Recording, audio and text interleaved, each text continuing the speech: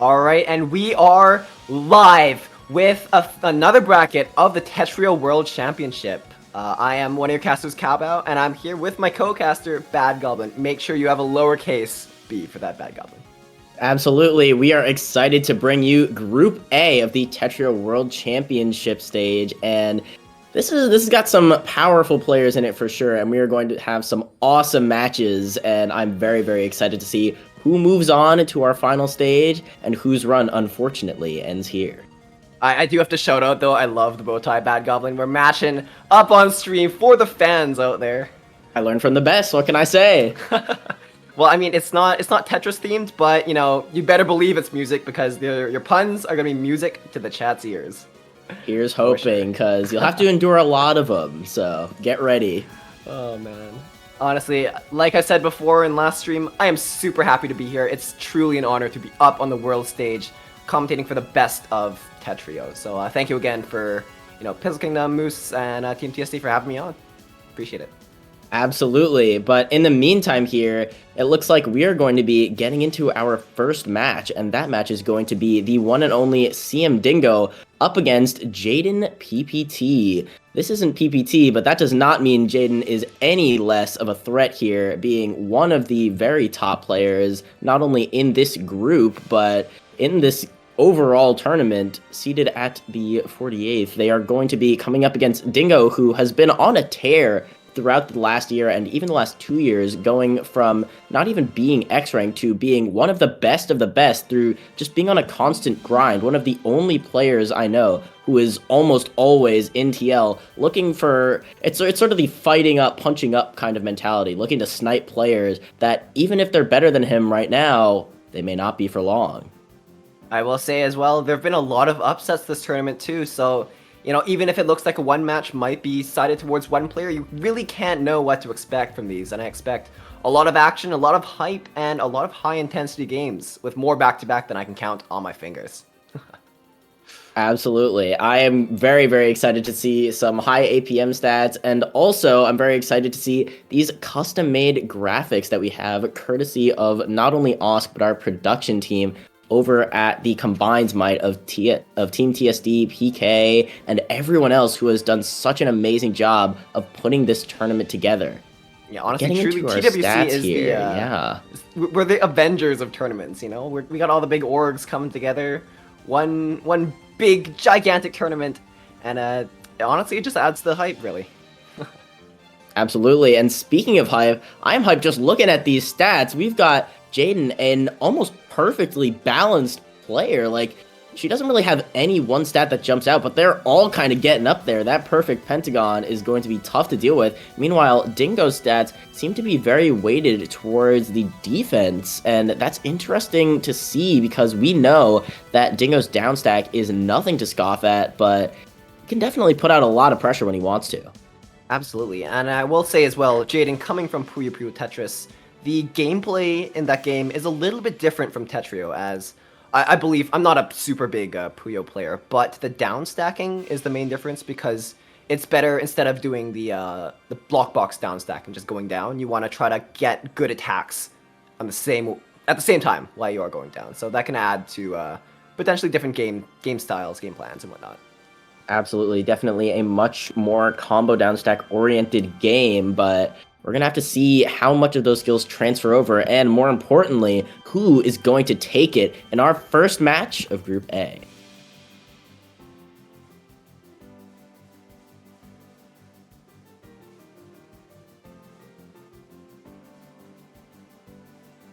I'm shaking in anticipation of this warm-up. I'm so ready. I'm so ready. All right, and we are going to have a warm-up after all, so let's see how this goes.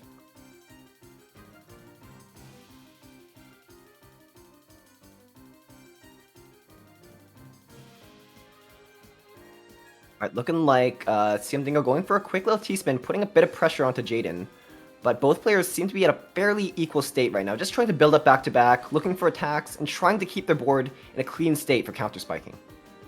Oh, and counter spike, he does. Dingo going to take it with a very, very swift win in the warm-up. We'll have to see how that bodes for the rest of the set. And while I'm sure you guys would have loved to see that warm up, you'll just have to trust me when I say that it was awesome. Yeah, no, I've just realized, you know what, it's okay, we are bringing awareness to the visually impaired who watch these Tetrio games. You know, you just have to imagine it in your brain. It's like my dad, who would used to watch hockey on the radio back then, or not watch hockey, listen to hockey on the radio, and you know, they commentate through the stuff, and you just kind of fill it in with your head, and they say goal, and you just jump off the couch and, you know, yell. So yeah, I don't know. Absolutely. And hey, speaking of visually impaired, my vision's looking a little impaired compared to these players. That was some crazy T-spin setups, and it is only going to get better from here in the main set. So I'm sure you guys would love to see these players go at it, and that's exactly what we're going to do this time to begin our first match of the Tetrio World Championship Group A. Oh, and CM Dingo with a 37 spike! No, I'm just kidding, chat. Nothing happened yet. They're still waiting. Yeah, we're actually doing a second warm-up that you guys can't see, so, you know, unfortunate. Oh, I got someone in chat. I got someone. You know what? That was mission accomplished there. There's always one. We always get one. There's always one of them. Oh, man. I feel like I have too much fun up here sometimes, but it's just always a pleasure with you, Bad Goblin. What can I say? Absolutely. The pleasure is definitely mutual, and hey, I'm going to take pleasure in seeing these players go at it because we're gonna be sitting here for quite a while because these are some long sets. These are first to 11 plus twos, and we have seen that those deuces can hold. Neither of these players want to drop out, so you're gonna have to hold on as tight as you can to that tie. And I don't know, we're gonna have to see how close these matches end up being. Yeah, they certainly won't be dropping out, but you better believe they will be dropping the pieces a lot faster than you've ever seen before. Absolutely. And speaking of drop, if you would like to drop some donations, you can head over to our exclamation point prize pool where you can get yourself some nice merchandise. You can get yourself a mouse pad. You can get yourself a keychain, a t-shirt. I don't know. I feel like it's kind of worth it. You're not just throwing money into the ether. You're getting something too. And not only that, this prize pool is going straight to the players. So if you want to support who you think the victor will be, that is how you do it. Yeah, honestly, it's great that prize pools are there because it's showing you support, you know, the rest of the community and stuff. And these tournaments really don't run without the help of everyone. So it's not just the staff, not just the players, but it's also everyone that chats and, you know, contributes in their own way. You don't have to put in money, but, you know, if you do, it is greatly appreciated. Absolutely. We've already had some absolutely wild donations so far, and I'm not just talking about the T-spin variety. There has been some crazy, crazy amounts of support, and we are so appreciative of everyone in the community who contributes to making events like this happen, because as much as it is the players and the team, it is just as much you all at home watching and coming by and showing your support and appreciation that makes these kinds of awesome projects possible. I believe we are actually going into the real one. I'm not trolling you, chat, this time. We're gonna get this going. We're gonna get this going. All right, and go we shall. Here is the main match: CM Dingo up against Jaden PPT. The intrusive thoughts are telling me to like prank chat again, but I feel like I shouldn't. You know, I'm using my my restraints. I'm holding back on it. You know. Okay, no, now it's going. Now it's going. Here we go. All right, and here we go. We have Dingo with the MS2. I'm a huge fan already. Absolutely. A lot of cancel, trying to mitigate the spike, which they have pretty efficiently. And already we're seeing Dingo has this significant speed advantage, which is putting Jaden in a really awkward spot to downstack. Finds a nice combo to survive that spike though, and now it is Jaden's turn to get on the offensive and fast. But to do that, she's first got to get through this cheese, and Dingo making sure, oh, is this a TST tower? No, decides to skim out, but still making sure that the cheese is not falling, but rising. I gotta say, speaking of the cheese though, Jaden is doing a fantastic job of downstacking through this stuff. As a U-rank, I gotta be taking notes from my own games. But Jaden receiving a lot of garbage. Speaking of earlier though, able to downstack the cheese and put themselves in a good place to counter spike back. Absolutely, and speaking of counter spikes, Dingo sending a massive one right there. This back-to-back ×7, so brutal to deal with on Jaden's side. And the thing is, despite the fact that Jaden's canceling, those cleans are not going to evenly cancel, and Jaden was just slowly pushed up until eventually she could not take it anymore. 1-0 Absolutely. CM Dingo. Yeah, Bad Goblin, what do you think that the main win condition for both of these players is going to be so far? So far, I believe that on CM Dingo's side, he's got to do exactly what he just did. He has got to push up this cheese and use that speed advantage to its maximum potential. And on Jaden's side, you've got to do exactly what she's doing right now, where she is starting to get this back-to-back, not letting the cheese, stopping him before it starts, and really just getting a huge spike out to finish Dingo off. Yeah, the back-to-back 10 from Jaden PPT is really huge for these spikes, because as we know in Tetrio, the multiplier exponentially scales with the amount of back-to-back you have, so it'll be super important for players to win games because of that. Speaking of back-to-back though, Jaden trying to build a back-to-back of their own. Little spike here sending over CM Dingo, but boards are fairly even on both sides, so players are going to continue to exchange clean. Exchanging clean, 14-15 spike from CM Dingo, down to Jaden PPT, who's pushed up to the top of their board, but with a lot of clean. Ooh, and the clean is starting to turn into sends here. Jaden looking to fix that parity. They're not going to be able to, but still manages to cancel off that incoming garbage and takes a nice TSS to open up the well for that quad, but it is unfortunately too little too late, and 4 PPS, 9 back-to-back is going to be the statistics necessary to take it. Yeah, the pressure going back and forth is really impressive from these players. As we've seen a lot in TWC, these truly the best players in the world competing on the stage right now. Okay, Yeah. PPT goes for the PC a little bit late though, just gonna be color clear. Pushed up to the top, and a little bit of unfortunate cheese means that Jaden is going to have to down stack once they reach the bottom of their well here. Ooh, and down stack she will, as we get Jaden opening up this well with a nice combo. Unfortunately, that combo's going to do nothing but cancel, as Dingo has this huge amount of damage being sent over, a 23 to finish off that round. And again, like we said, Dingo may be known for the downstack, but the offense can be just as brutal. We're seeing this back-to-back come in full force on Dingo's side, and what could have been a weakness is turning into a strength, giving Jaden clean, but too much clean for her or anyone else to handle. Yeah, it is a very interesting balance between clean and cheese, because, you know, if you only send clean, it's going to be a lot of attack, like we just saw here. But if you send too much, it just becomes free attack for the other player. So timing and counter spiking is going to be a really big aspect that we're going to be seeing in these games. CM Dingo going for a nice TKI. Jaden PPT, some kind of C-spin opener here. Not really waiting for the counter. Oh, into the perfect clear here. CM Dingo pushed to the top of the board, trying to get out of it, and Jaden is struggling to find the right punish to top out CM Dingo. Yeah, Dingo had actually been looking for the PC himself there, wasn't able to get it, but was still able to get the reversal off of this misdrop DT cannon from Jaden's side, and what was a powerful PC is nothing but clean garbage at the end of the round. 5-1 Dingo. What do you think Jaden can change here to get back into this match?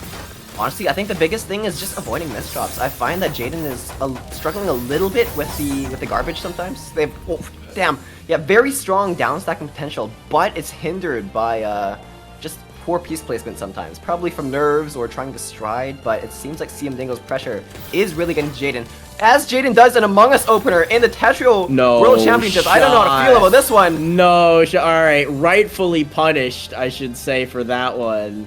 The Among Us opener not going to find any purchase at getting back into this match, and hey, Jaden may have honestly, and this is gonna sound stupid, but may have honestly need that as a mental reset. Like, if you are just having a blast, you're having fun, you're able to do some wacky things like that, it may get you in the mental state to get back into this match, and Jaden's looking a lot more confident, no misdrops from that round, and puts another point on the board. So hey, you know, don't knock it till you try it. May have cost a round, but could end up netting many more, as it seems. Yeah, Jaden PPT really went from Sussy Sundays to Sussy Saturdays, I suppose. But what is not sus is this 12 spike from CM Dingo. Jaden PPT pushed up top, but has a bit of clean to work with right now. Down to the bottom of their board, Jaden PPT builds a very nice fractal, but doesn't quite get the Tetris at the end there. Ooh, and speaking of Tetris at the end, we might be seeing the end of this Tetris game for Dingo, as, oh my god, never mind, finds an amazing downstack combo to get back into this match, finds a nice kite-on to continue off of it as well, and now Dingo's sitting on so much clean garbage, but Jaden is sitting on 11 back-to-back. Right as I say that, though, Commentator's Curse forced to break it at the moment, but does find a down stack for her troubles. Yeah, finding the right places to break back-to-back can definitely mean the difference between life and death, because if you greed too high to the top of your board and you end up being punished for it, that can truly be the end for your game. Speaking of end of the game, oh my god, see him take a push to the top. Jaden PPT really putting on the pressure here and coming with a round win for them. That's going to be real big. They really need every point they can get with a 7-3 lead right now. Absolutely. And hey, Dingo is looking a bit shakier than we've seen so far, so it's going to be interesting to see if this match starts swinging back towards Jaden. We've seen a lot less misdrops as it's progressed and a lot more clean stacking, but oh, no amount of clean stacking going to save you from a spike of that magnitude, but Jaden going to barely survive it and find a nice quad to open up this 0-9 stack to try and get down to clean garbage. Makes a TSS here, but still has to do a lot of cycling and skimming. Going to manage to find a way out before Dingo is able to set anything up, and now we are back to this sort of neutral state. Dingo has a nice cancel there, and the count to 4 quad PC. What a play by Dingo to secure that 8-3. Amazing vision. Yeah, I will say that PC really came out of nowhere. Jaden completely shocked from the attack. It can be really tough to anticipate if your opponent is doing a mid-game PC. Even if you are screen watching, those PCs can really come out of nowhere, and that could be a disaster for Jaden's momentum right now. Absolutely, and just because you can see that 14 garbage is coming your way does not mean you're going to be able to stop it. And as we saw there, that can be enough to get the job done. 9-3 Dingo. It seems the momentum has shifted back in his favor. Yeah, Jaden PPT really needing a reactor meltdown right here to win this game. Oh, but this big L misdrop is not what they needed. And CM Dingo's task is destruction as they take Jaden PP down to the match point here.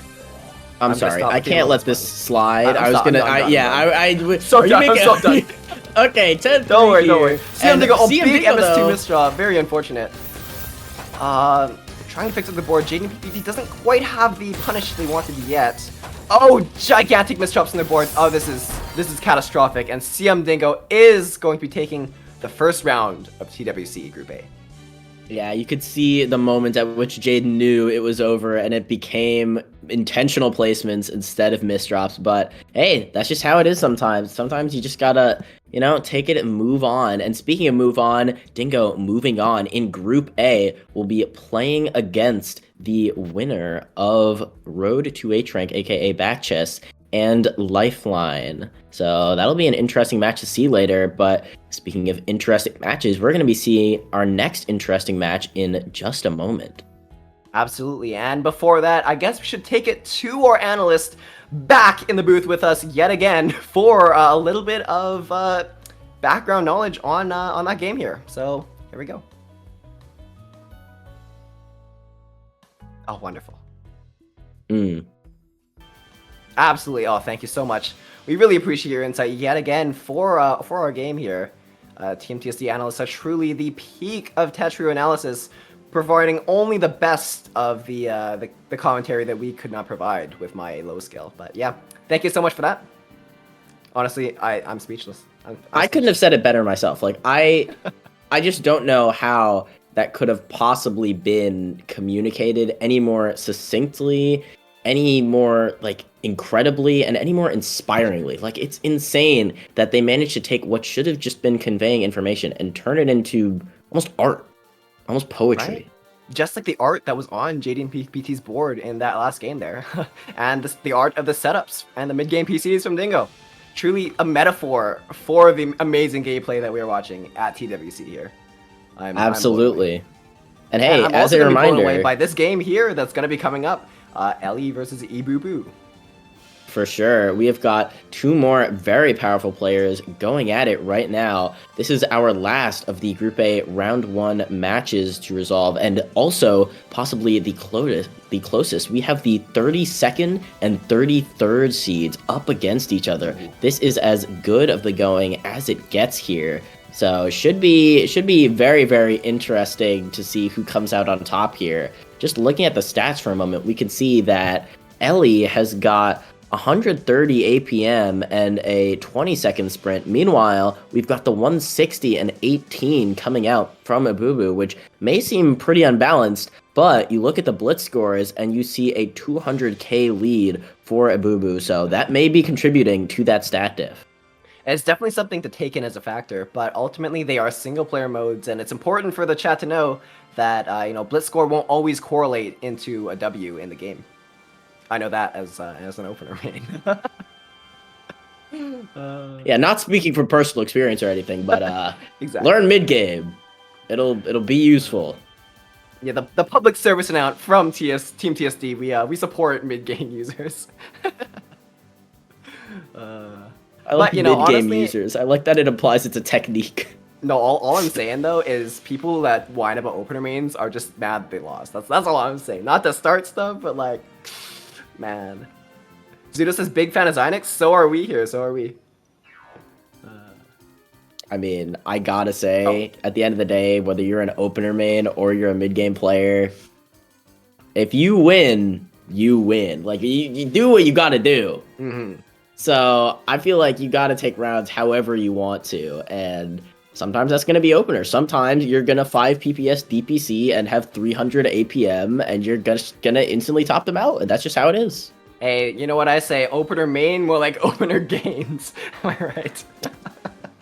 So true. And speaking of opener, we may be opening up our next match very shortly.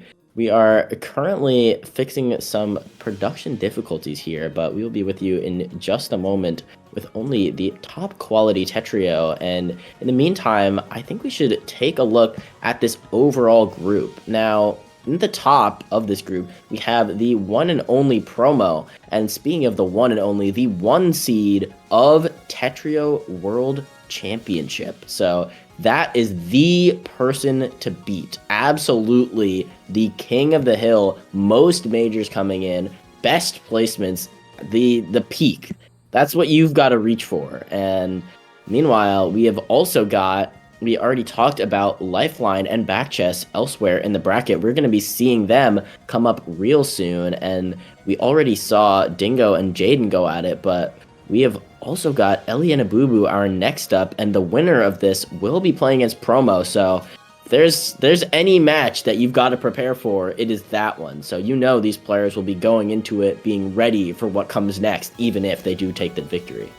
I will say, speaking of being ready for what comes next, you have to factor in, the long run of the tournament, right? You can't exhaust all of your energy to beat one person when you end up playing an even better one in the next one, right? So we could see players trying to stall out a little bit more, or perhaps conserve themselves if they have a large lead, in order to face the demon that is Promo at the end there. So, yeah, I don't know, just blown away by the amount of people that are in here. I know some of these players from before, but it's just a lot of big names, and I'm kind of not used to it. But it is definitely a treat for not only us, but hopefully the chat as well, to see just the upper echelon of Tetrio gameplay. Absolutely. Come one, come all indeed. And come on to this next match where we will be beginning our warm-up in just a moment. But first, we've got to take a look at the stats. Alright, seems like Ibubu's defense is going to be the higher one at the moment. Although Ellie makes up for that with the APM. So offensive and defensive playstyles are an important time for, different Tetrio players. Because if you're offensively based, you want to try to build back-to-back, go for large spikes, while if you're defensively placed, you might want to be a little bit hesitant, you want to screen watch a lot, try to accept garbage and then counter spike it back. So it really just depends on what your playstyle is. Also, it's interesting to note that while Ellie's APM is higher, Abubu's APP is actually very, very high. So the efficiency is definitely there, and that is going to be crucial for things like counter spiking and thinking on the fly. So definitely the offensive potential is there, even if it's not going to be as consistent in the pressure department. Well, we're going to be seeing some consistent hype here going into the warm-up. Ellie versus Abubu. What are we going to see here, chat?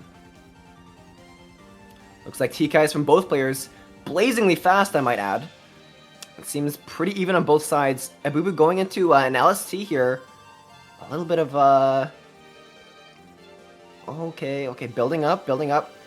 Oh, Abubu with a very unfortunate misdrop, but seems to be able to fix it up without too much hassle.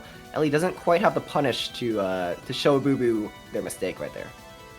Absolutely, but what Ellie does have is 7 back-to-back, and oh, well, I shouldn't have mentioned the back-to-back, honestly, that one was on me, but oh, I will mention that 16 spike, and they misdropped after. I'm beginning to notice a trend, but you know what else I'm noticing? I'm noticing a lot of clean garbage on Abubu's side, and that came in real clutch for the counter spike, but right as I say that, Ellie responds with a counter spike in kind to bring it up to the warm-up win. Yeah, I will say I'm really, really liking Ellie's offensive power right now. There was a lot of T-spin setups on top of the garbage in that first warm-up, and we noticed that there is even more attack if Abubu was able to survive that first burst. So I don't believe that will be the end of the APM we're going to be seeing from Ellie in this match. Absolutely not. I believe there is definitely more to go, and there is more to show in just a moment when we get into our main set, but again, to just take a look at this, Ellie is actually the higher seed by just 1, and what that means is that this is a very winnable match for Abubu. A lot of the matches that we have seen and will see have something of a gap in terms of where the players are at, but this is very much an anything goes, so... Honestly, if we're basing it just off the warm-up, I feel like Ibubu's definitely gonna have to up the defense and the timing if they want to beat Ellie, because if they try to play them in just APM, then it seems like Ellie is going to have the upper hand here. It could be tough to stay in a good mental state when you're up on the world stage like this with that many viewers. But we'll have to see how these players adapt to each other. You never know. Maybe Abubu pulls out the ridiculous timing and counter spikes right after the warm-up because they're ready. But we will only know once we see. Absolutely, and hey, you know what else Abubu could pull out? That 1 million blitz score is there for a reason, so we could see a little bit of opener gaming, and sometimes that can be all you need to sway it. If you're a little bit down in the mid-game games, then sometimes you can close that deficit with some quick rounds. Opener gaming is great for not only getting rounds off, but shifting the momentum, because someone can work really, really hard. You can play a 4-minute game and finally clutch out the win. And then if I get a game in 6 seconds, how are you going to be feeling? I've been on the receiving end of that. I know how it is. Hey, you've been on the giving end too, so, you know. You know what? They should just give us the host, and we can do Thug Finals right now. For the fans. Oh, the UC run back, you mean? Yeah, exactly. Dude, I need revenge. But I think I beat you on stream the other day, though, so maybe it's tied. What? I have no idea what you're talking about. I need to go back and clip it, and then I'm gonna drop it into I have no idea what you could possibly be referring to. I need to make the video, and it's the top 10 Bad Goblin versus Cowboy misdrops. Number 10. Okay, well, 2 weeks old. well, okay. I'd like to know that on record, no such events ever occurred, and I would never lose to a U rank because I'm definitely a real X rank who is significantly above the cutoff. Do not fact check. Ignore the 94 RD. It's not real. Just look at the pink shiny X on the screen and then take my opinion as fact. Okay, you got it. Source, you made it up. No, source. It definitely happened. I'm recounting the real and accurate transcription of events. Nothing more, nothing less. No, Zudo put a yapping emoji in chat. No. Zudo keeping everyone honest, not only in Tetrio, but also in chat. Ekby in chat says Bad Goblin is a homegrown organic X-Rank. Exactly. There was no 4-wide involved. There was no opener involved. It was all the skill. But speaking of skill, it seems like we're going to see a lot of skill coming out as we are getting into the warm-up finally here. Forget the warm-up, though. This is the main match. Here we go. First to 11 plus 2. Ellie versus Abubu. Oh, Ellie going for a stick spin, but kind of just skims out of it. Not sure if that was stick skim or not, though. I believe it was just a misdrop, but still going to leave both players with a bit of upstacking to do. Not a lot of clean garbage introduced early, and that's going to mean that it is the onus of the players to start building a back-to-back of their own. Ellie may have been looking to do that with the TST, but not going to find a chance to build it there after an unfortunate misdrop, and Abubu will punish with that back-to-back ×5 to take the first game. Yeah, very important for players to capitalize on misdrops because, as you know, in X-Rank gameplay, especially in the top 100, people get out of things so quickly, so it's really important for that. Speaking of getting out of things, Abubu going to try to get out of their position up here. Pretty high up, probably a little higher than they'd like, especially with the not super clean garbage below. Ellie trying to fix a little bit of an eye misdrop. Yeah. Oh no! Couldn't quite get the SRS eye to spin in there, and Abubu is up with a 2-0 lead. Yeah, Ellie's definitely going to need to put on the pressure if they want to come back here. Okay, and here we go. PC on both sides, but Abubu going to find it while Ellie does not. Goes into the second. This is the DPC. Here we go. Not going to find the solve, though, and that is going to leave Ellie and Abubu both with a ton of clean garbage. Abubu capitalizing real quick with that 21 spike, keeping the well open with that skim combo, and that is going to finish it off with another 16. Massive APM coming out from Abubu. 3-0. Yeah, I think Ellie's upstacking was really solid, but unfortunately didn't quite have a setup in time for Abubu's spike. But speaking of spikes here, Abubu building up this SDPC spin spike. 250 versus from Abubu. Seems like they've really flipped the script on the offensive and defensive players, and Abubu is really putting Ellie on the back end here in these games. Absolutely, but speaking of back end, Abubu kind of backed into a corner at a moment. Abubu sitting on 12 back-to-back in the LST, but unfortunately going to be forced to use that to cancel, and that will break the back-to-back in the process. And now they're back at its sort of even position, but I'm noticing that in these even positions, it's oftentimes Ellie who is sort of slowing down there with that misdrop, but just overall giving Abubu a lot of time to start upstacking, and that can be a dangerous thing to do.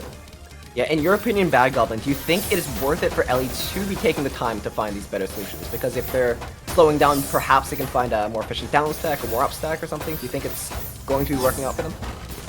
I think in most cases it's alright to slow down, but against a player like Abubu who's always looking to turn on the pressure, you have got to be on high heat yourself, and right there, we saw that Ellie's just kind of getting outpaced at the moment. You may need to do a little less thinking and a little more stacking, and just try your best to cut off this pressure before it can really get going. And this opener may be doing just that. The quad PC, Ellie not going to correctly build the DPC off of that, but still going to be left with a lot of clean garbage off the counter spike. A very nice forecast from Ellie, leaving them with a very nice spike and a clean board, trying to capitalize on Abubu's state. But Abubu does have a lot of clean if they're able to access it. Access that they do barely just in time to survive. Ooh, and speaking of survive, Ellie going to need to do some survival after that misdrop, and unfortunately not going to be able to do it. And what should be a very close match is actually starting to be a sweep in Abubu's favor. Ellie needs to change something up, whether that is speed or just being more confident in the placements. I'm not quite sure, but either way, Abubu has clearly got something figured out to take these wins, opener or otherwise, over Ellie here. Yeah, I will say Ellie is still putting up a really solid fight, even if the score may not reflect that initially. I don't think we're going to see a sweep here at this rate. But it could happen if Ellie is not careful with her placements. Absolutely, and Ellie going to be getting a nice down stack there and continuing this skims, still at above 4 PPS, almost a full PPS faster than Abubu, but the mid-game PC God, from Ellie the is crazy PC. here. Oh, but it's unfortunately not enough to top out Abubu, who is completely unharmed from that massive attack. 6-0 for Abubu. We've seen, what, 3 mid-game PCs already? We've had, like, 2 matches? Insane. Oh, L going for the SDPC here. Gets the PC off. Ellie going into DPC. Gets that off too, but I think a misdrop is going to mean that they're going to be playing some mid-game from here on out. And Abubu, yet again, is relatively unharmed. Alright, and there we go. It is now Abubu's time to shine. We are out of the opener phase and into the mid-game madness. And there, Ellie is going to set up a nice TSS skim, but Abubu not seeming too damaged by it yet, and in fact finding a massive multiplier to send over. Ellie manages to cancel a good amount and still be in a decent position, but Abubu's just starting to go and go and go. This back-to-back is building rapidly, and Abubu's actually getting faster as it goes on. But right as I say that, took a moment's hesitation and instead found a multiplier to take that round.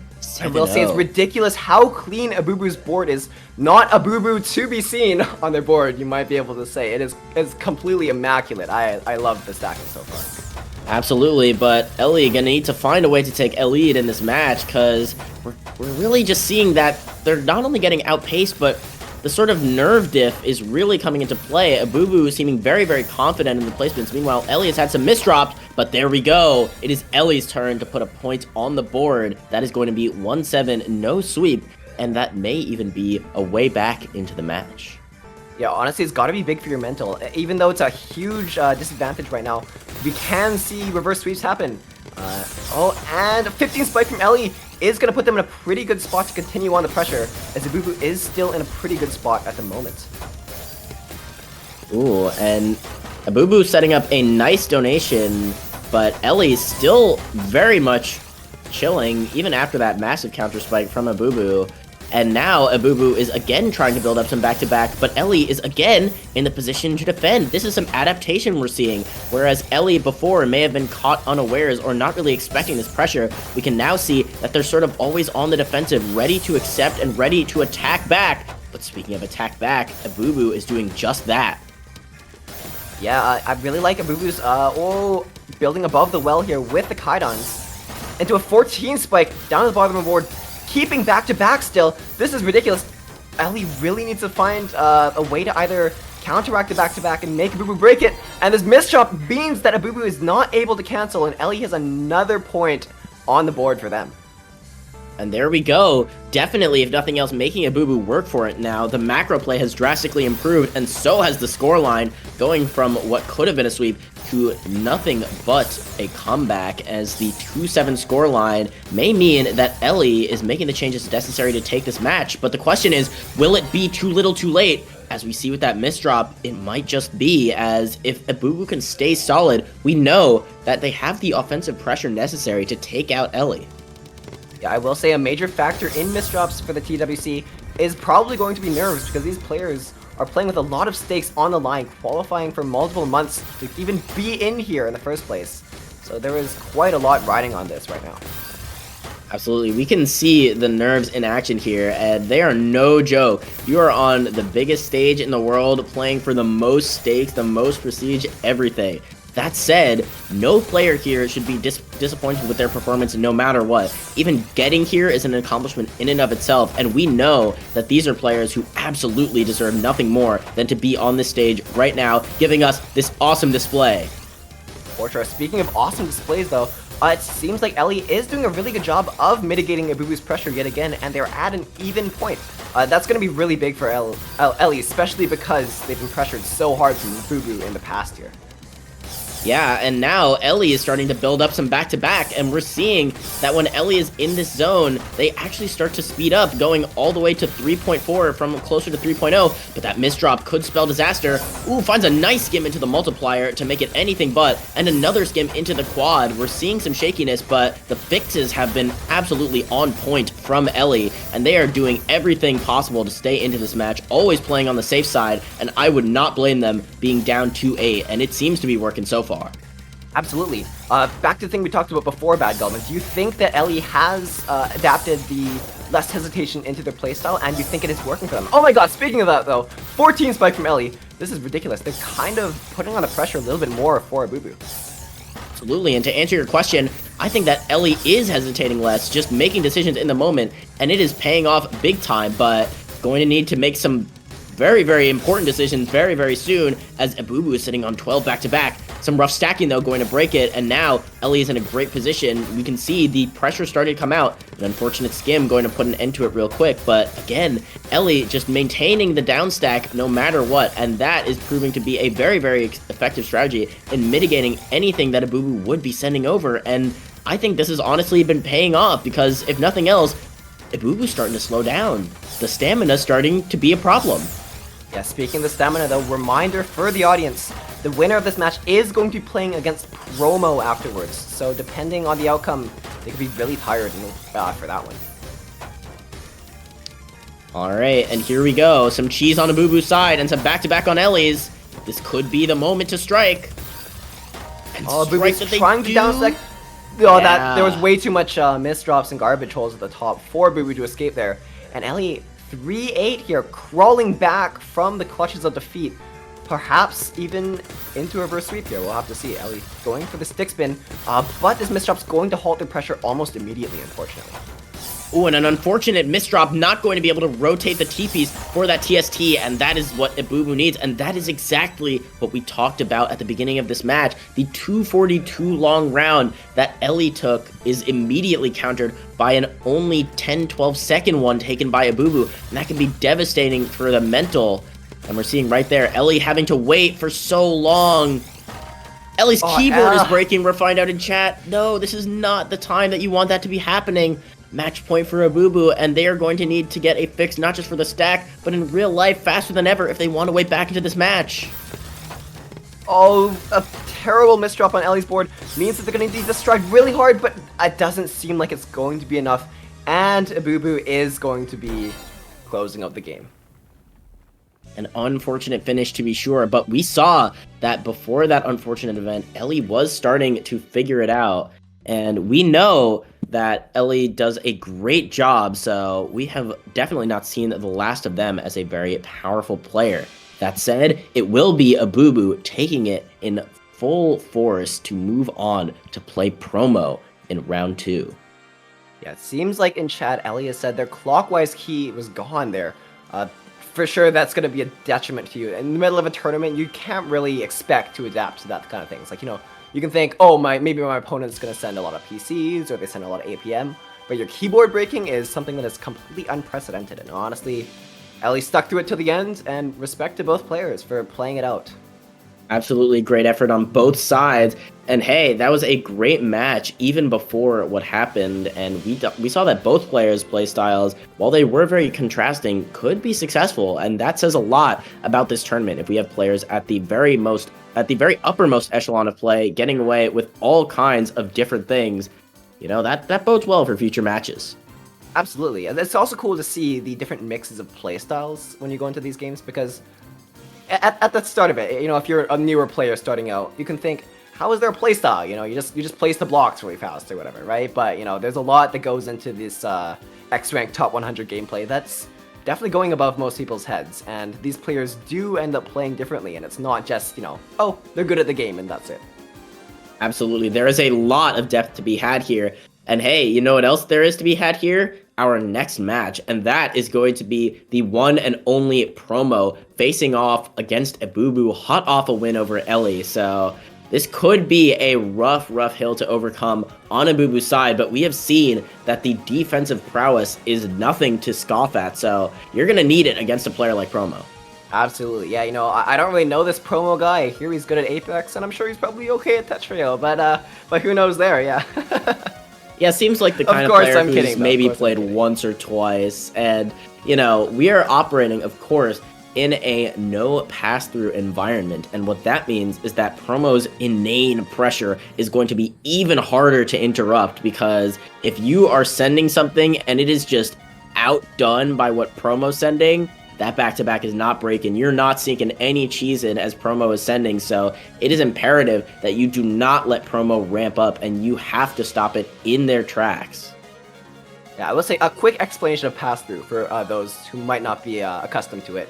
From what I understand, pass-through occurs when lines are sent at the same time, and instead of canceling, as in they go away, they pass through each other and go to the opponent's boards. And that is not in the game right now. So that is what he's talking about. Yeah, and what pass-through can mean is that even if you're maintaining a very clean stack and you are constantly sending huge amounts of damage, you can still receive garbage at the same time, because those lines that would have been used to cancel your opponent's incoming send will instead pass through, giving them clean garbage and you cheese, which can leave you in a very, very rough spot. Mm-hmm. Honestly, this is the stuff we come up with when we have no analysts. We just gotta make do here. What do you mean, no analyst? Sorry. We've got our analyst right here. In fact, what do you think about the no pass-through versus pass-through? Very true, yeah. We'll leave it up to our analysts. Okay. I see. Okay. Why didn't I think of that? That's crazy. Oh my god. Well, honestly, just wonderful words yet again from our analyst. Absolutely. But speaking of wonderful, we are going to take a look at some wonderful stats here over on promo side. That is a big pentagon. Promo just absolutely wild at, of course, the PPS and APM fronts, but also the VS and efficiency, the APP, attack per piece, are off the charts as well. We can see that Promo is an absolute offensive powerhouse. The defense being one of the lower scores, but still absolutely wild in its own right. But hey, we can see Abubu's got a little bit higher, so you're going to need it. But if anyone's going to be able to do it, it'll be Abubu. Honestly, I think Promo is going for the 100% completion rate on their stat sheet there. That's kind of ridiculous. From a moment's glance, I can't actually see what Promo's weakness would be on here. I don't really know. I think that the only way that Abubu takes this is playing smarter and more defensive, because I don't think that you can out-APM 6-3 of Promo. You cannot, but that does not mean that there's no counterplay. The thing about sending continuous pressure is that it's just that. It's pressure. It's not huge spikes necessarily. So if you can take advantage of the clean garbage you're given and send that back Promo's way, you may be able to win the day. And we'll have to see if Abubu can do that in this match. Here's our warm-up. Alright, seems like Promo's going for a little bit of freestyle T-spins here. I'm not sure if that's an opener or not. Into a 9-0, and Abubu is sending over few spikes, just warming up, moving the fingers, you know. Hey, it is the warm-up, so can't fault him for doing that. And speaking of warm-up, we can see that Promo is starting to warm up here, getting this clean garbage, being ready to send, and the back-to-back is starting to build already with that TSD TSS. We saw them wait to look for an opportunity to accept first, not finding it, and instead just launching that spike. And here we go. We're now into this LST pattern that is going to be so devastating for Abubu. Times 11 back-to-back already, times 12. Abubu still holding on, though, finding a nice multiplier, times 13. Promo greeting for an STSD, forced to break back-to-back, and this is a great time for Abubu to capitalize. They have 5 back-to-back of their own, and they are sending Promo all the way to the top, getting access to the clean garbage, but not enough. Abubu takes the warm-up. Holy, I will say, like we mentioned before, Abubu's really going to need to use timing for that, and we just saw them implement it right now. Abubu waiting for Promo to send, and then putting on the pressure with the garbage they received. So, very smart plays from Abubu. We'll have to see if that's going to work in the actual game here, but surely Promo is not going to make it an easy time for Abubu. Absolutely, but the chink in the armor is revealed. Promo is not invincible, so we'll have to see if Abubu can play smart and exploit that weakness, using it to their advantage. Alright, GLH ups are flying in the chat, and lines will be too as well. Hopefully, we see a good game from both players here.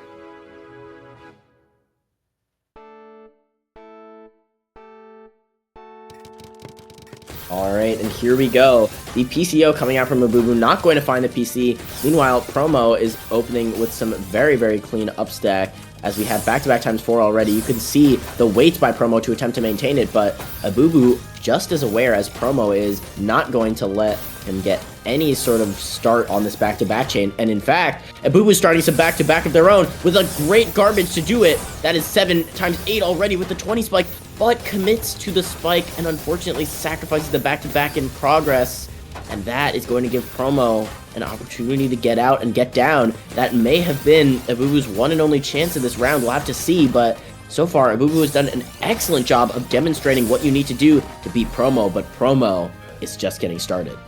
Very unfortunate misdrop to end for Abubu there, but I will say, I don't even know if you can fault Abubu, because those fractals and the spikes on the well were absolutely insane, and I'm not really sure how else they could have implemented things.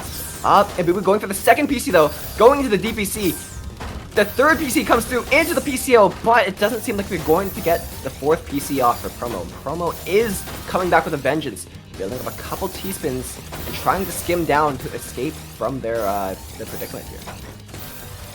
Alright, and here we go. This is a great opportunity for Promo to get something started. Times 6 back-to-back is online. The 6-3 that we know and fear is here. But unfortunately, the back-to-back not going to be able to stay for very long because Promo is looking so cheesed up. Gets rid of it and now is sitting on a lot of clean, but Abubu has taken that opportunity to get all the way back down. And again, we are in a position where Promo really wants to get this APM train rolling, but Abubu's not really giving him the chance, but Promo may be finding that chance times 9, times 10 back-to-back already at 37 spike. A massive amount of damage to contend with. Abubu finds a great down stack, but even that is going to give Promo too much time to pile on the excess damage. That is 2-0 Promo. Absolutely. Yeah, speaking of the excess damage though, the back-to-back multiply for Promo is so high at that point that Abubu really couldn't do anything to counteract it. So a big point for Abubu here is going to be breaking Promo's back-to-back or forcing them to cancel out of it in order for them to get a fighting chance here. Speaking of fighting chance though, Abubu trying to get a bit more of a fighting chance though with this STSD. 12 spike to Promo, pushing Promo to the top of the board, but Promo has a fantastic down stack, going back down and setting up for even more attacks. A 20 spike from Promo, right into a counter spike from Abubu yet again.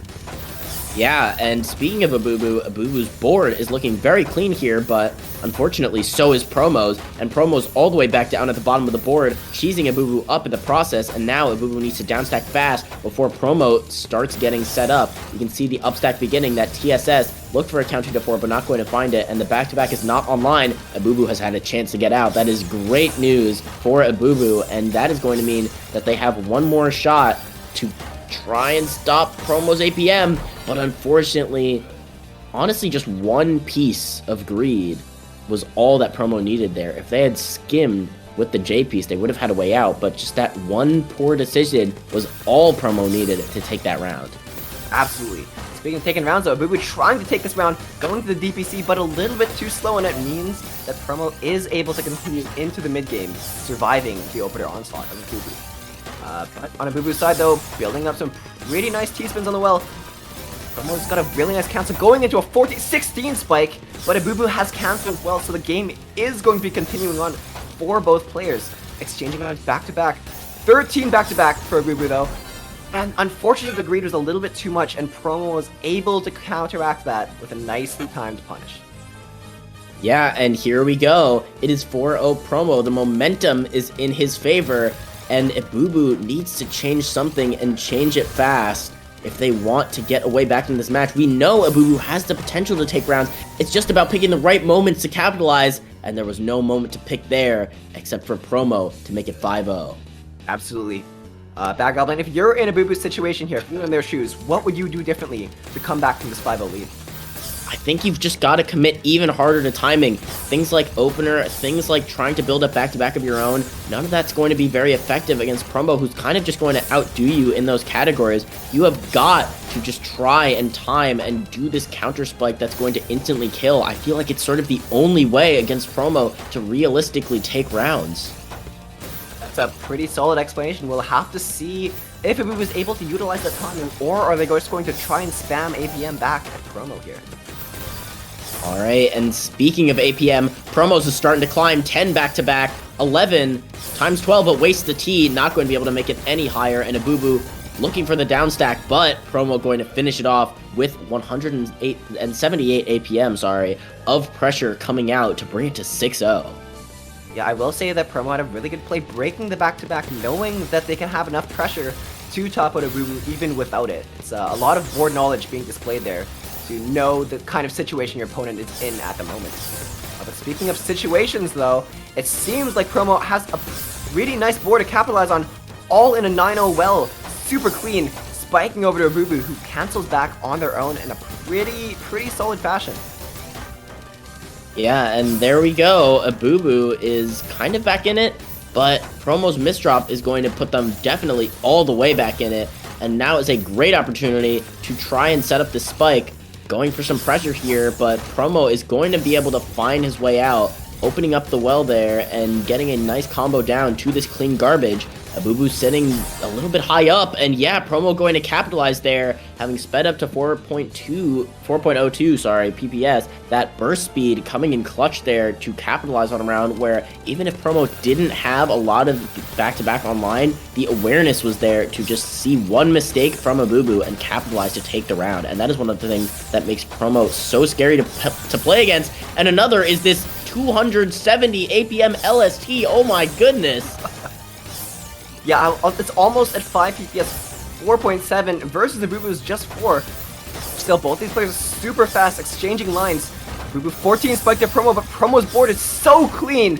16 spike coming from Promo, and we're gonna see even more. Back-to-back 25 from Promo. This is insane, and a 16 spike is going to be clutching out the 8th round for Promo. Ibubu really needs one to get on the board here, or else it could be game over for them. This dude is playing quick play. This is not a 1v1 match. What was that? What do you mean 25 plus back-to-back in a versus match against one of the best players in the world? That's Promo energy right there. That is insane. And hey, that's just what Promo has to do to get as good as he is, and that is exactly why Ibubu is going to need to make a change if they want a way back into this match. And right now, that change is going to be changing how high up you are on the board, as you're in a very rough spot to accept garbage, and Promo sitting on clean, a fractal, and time 7 back-to-back. Yeah, I do think that Promo's APM and downstacking are a little bit too much for Ibubu right now. We really need to see that timing coming out from them, or else it's just completely finished. I don't think Ibubu has the chance to take it back with APM spam here. Alright, and now Ibubu is starting to build up a clean stack, but Promo has already got one over on his side and sends over a huge spike with this 8 back-to-back. It is sweet potential here, 10-0, and if there is ever a moment that Ibubu needs to change it up, it would be right now, but Promo is looking to close things out, but that misdrop not going to be doing them any favors. Ibubu has the next PC, and this is a great opportunity. Does manage to put it on the board. No sweep for Promo, and that is 110 Ibubu. You know what, honestly, we could be seeing the beginnings of the reverse sweep here. Maybe Ibubu has it figured out. But I will say that was heavily contingent on Promo misdropping there, so it could be tough to do that consistently for the rest of the games. Ibubu trying to build up a little bit more back-to-back, just clear out the board, keep it super clean and super defensive here. Really nice upstack funnel from Ibubu, but unfortunately not enough cancel to cancel out the back-to-back 7 from Promo, and Promo is taking the game. Yeah, unfortunately, Ibubu going to have one chance to take it and going to take it, but no chances, no more. And that's going to be Promo 11-1. No sweep, but still obviously a very solid win over Ibubu there. We can see the stat diff. And you know what else we can see? We can see Promo moving on to winners round 3 of Group A, playing the winner of Backchess and Dingo, which I believe will actually be our next match. Yeah, I mean, I will say it looked really rough for Ibubu there, but as a reminder, they were playing against Promo, who is, you know, it's Promo. The APM, the 6-3 is just completely ridiculous. So, you know, you might as well be playing against the machine there. Honestly, a very well-fought and well-deserved effort from both players.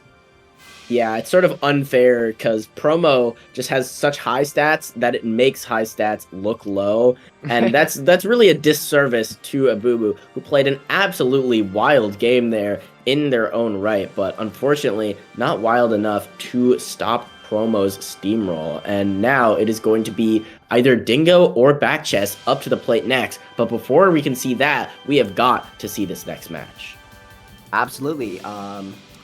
Yeah, I don't know, let's just kind of see how the bracket has been progressing. Let me just check the document here. I don't believe we have the next matches planned out too much yet, but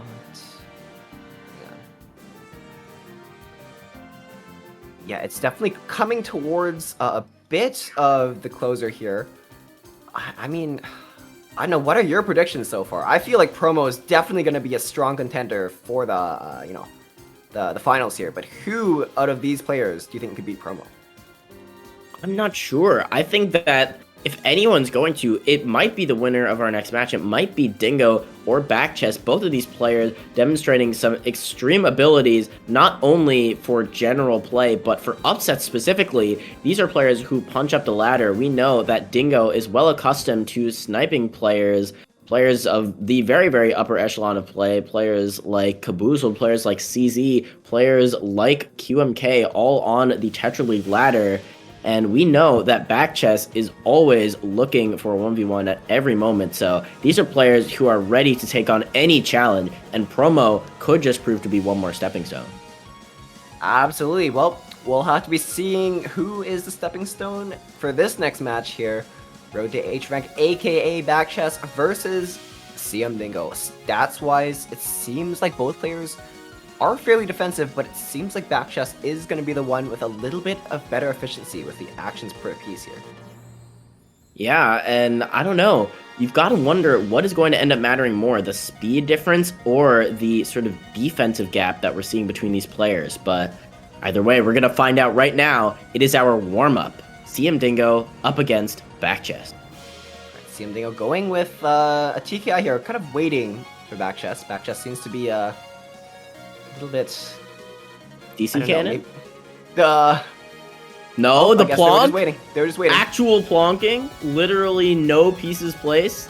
And hey, that's one way to start off a warm-up. And they're going to continue it with a nice dono and a quick counter spike. And suddenly, what was a seemingly non-existent player has now become a real threat for CM Dingo as Backchess begins to play in full force here, setting up this nice TST shape for the TSD and getting a nice combo down. Almost had the multiplier there, but not quite. But Dingo is still getting pushed all the way up. Clearly not ready for this strange warm-up strategy, but it's going to prove effective for Road to H rank.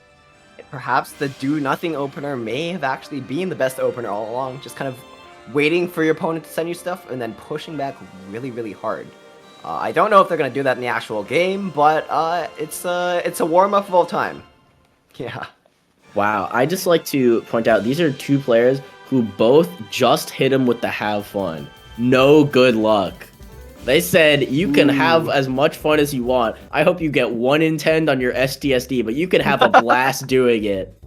And that honestly, boomerangs to fix that one. They're kind of spitting. If I'm in a tournament, do I really want my opponent to have good luck? I'm trying to win. Yeah, we at TWC endorse, good luck, have fun, and sportsmanship. I mean, they hit the have fun. They're clearly sportsmanlike, but I don't know. They might be pushing the envelope here of the meta. And speaking of pushing, Dingo is pushing out this quick double T-spin opener and going to be mostly canceled by Backchess, but that is not going to lead to much as Dingo is going to be building up this back-to-back real quick, and Backchess going to need to back-check this stacking decision and do manage to find a combo to survive a little bit longer, leaving them with a very clean stack. And speaking of clean stacks, Dingo's is anything but at the moment, but manages to find a little bit of funneling to even that out. Yeah, I did really like Dingo's creative T-spin setups there, trying to continue for more, building up back-to-back however they can. We really love to see the kind of things that players are coming up with in order to find. Exactly, just like this. Look at this misdrop turned into a T-spin from Dingo's side, sending over to Road to H-rank, building up a back-to-back 11, but unfortunately breaking it, leaving Backchess a way to come back here.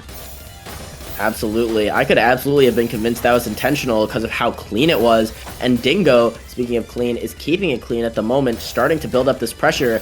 And meanwhile, Back is doing a little bit of greeting for this T-spin, manages to get it off though and turn it into a 19 spike on that downstack combo. And again, these are two players who love to put cheese on the other side, so we're going to see who has their cheese management handled and who is able to actually secure the kill when it comes down to it. Because so far, we've seen a lot of moments where these players are at the very top, and only one where a round was taken, and that was CM Dingo, bringing it to 1-0. Yeah, Backchess really trying to get out of there, but just a little bit of unfortunate piece placements at the top means that Dingo is able to get the punish here. Dingo going for another punish yet again. Nice C-spin opener, followed by misdrop into a PC. That was not a misdrop. That is my bad there. Right into a blazingly fast LST, but it seems like Backchess is still in the game and recovered from the attack here.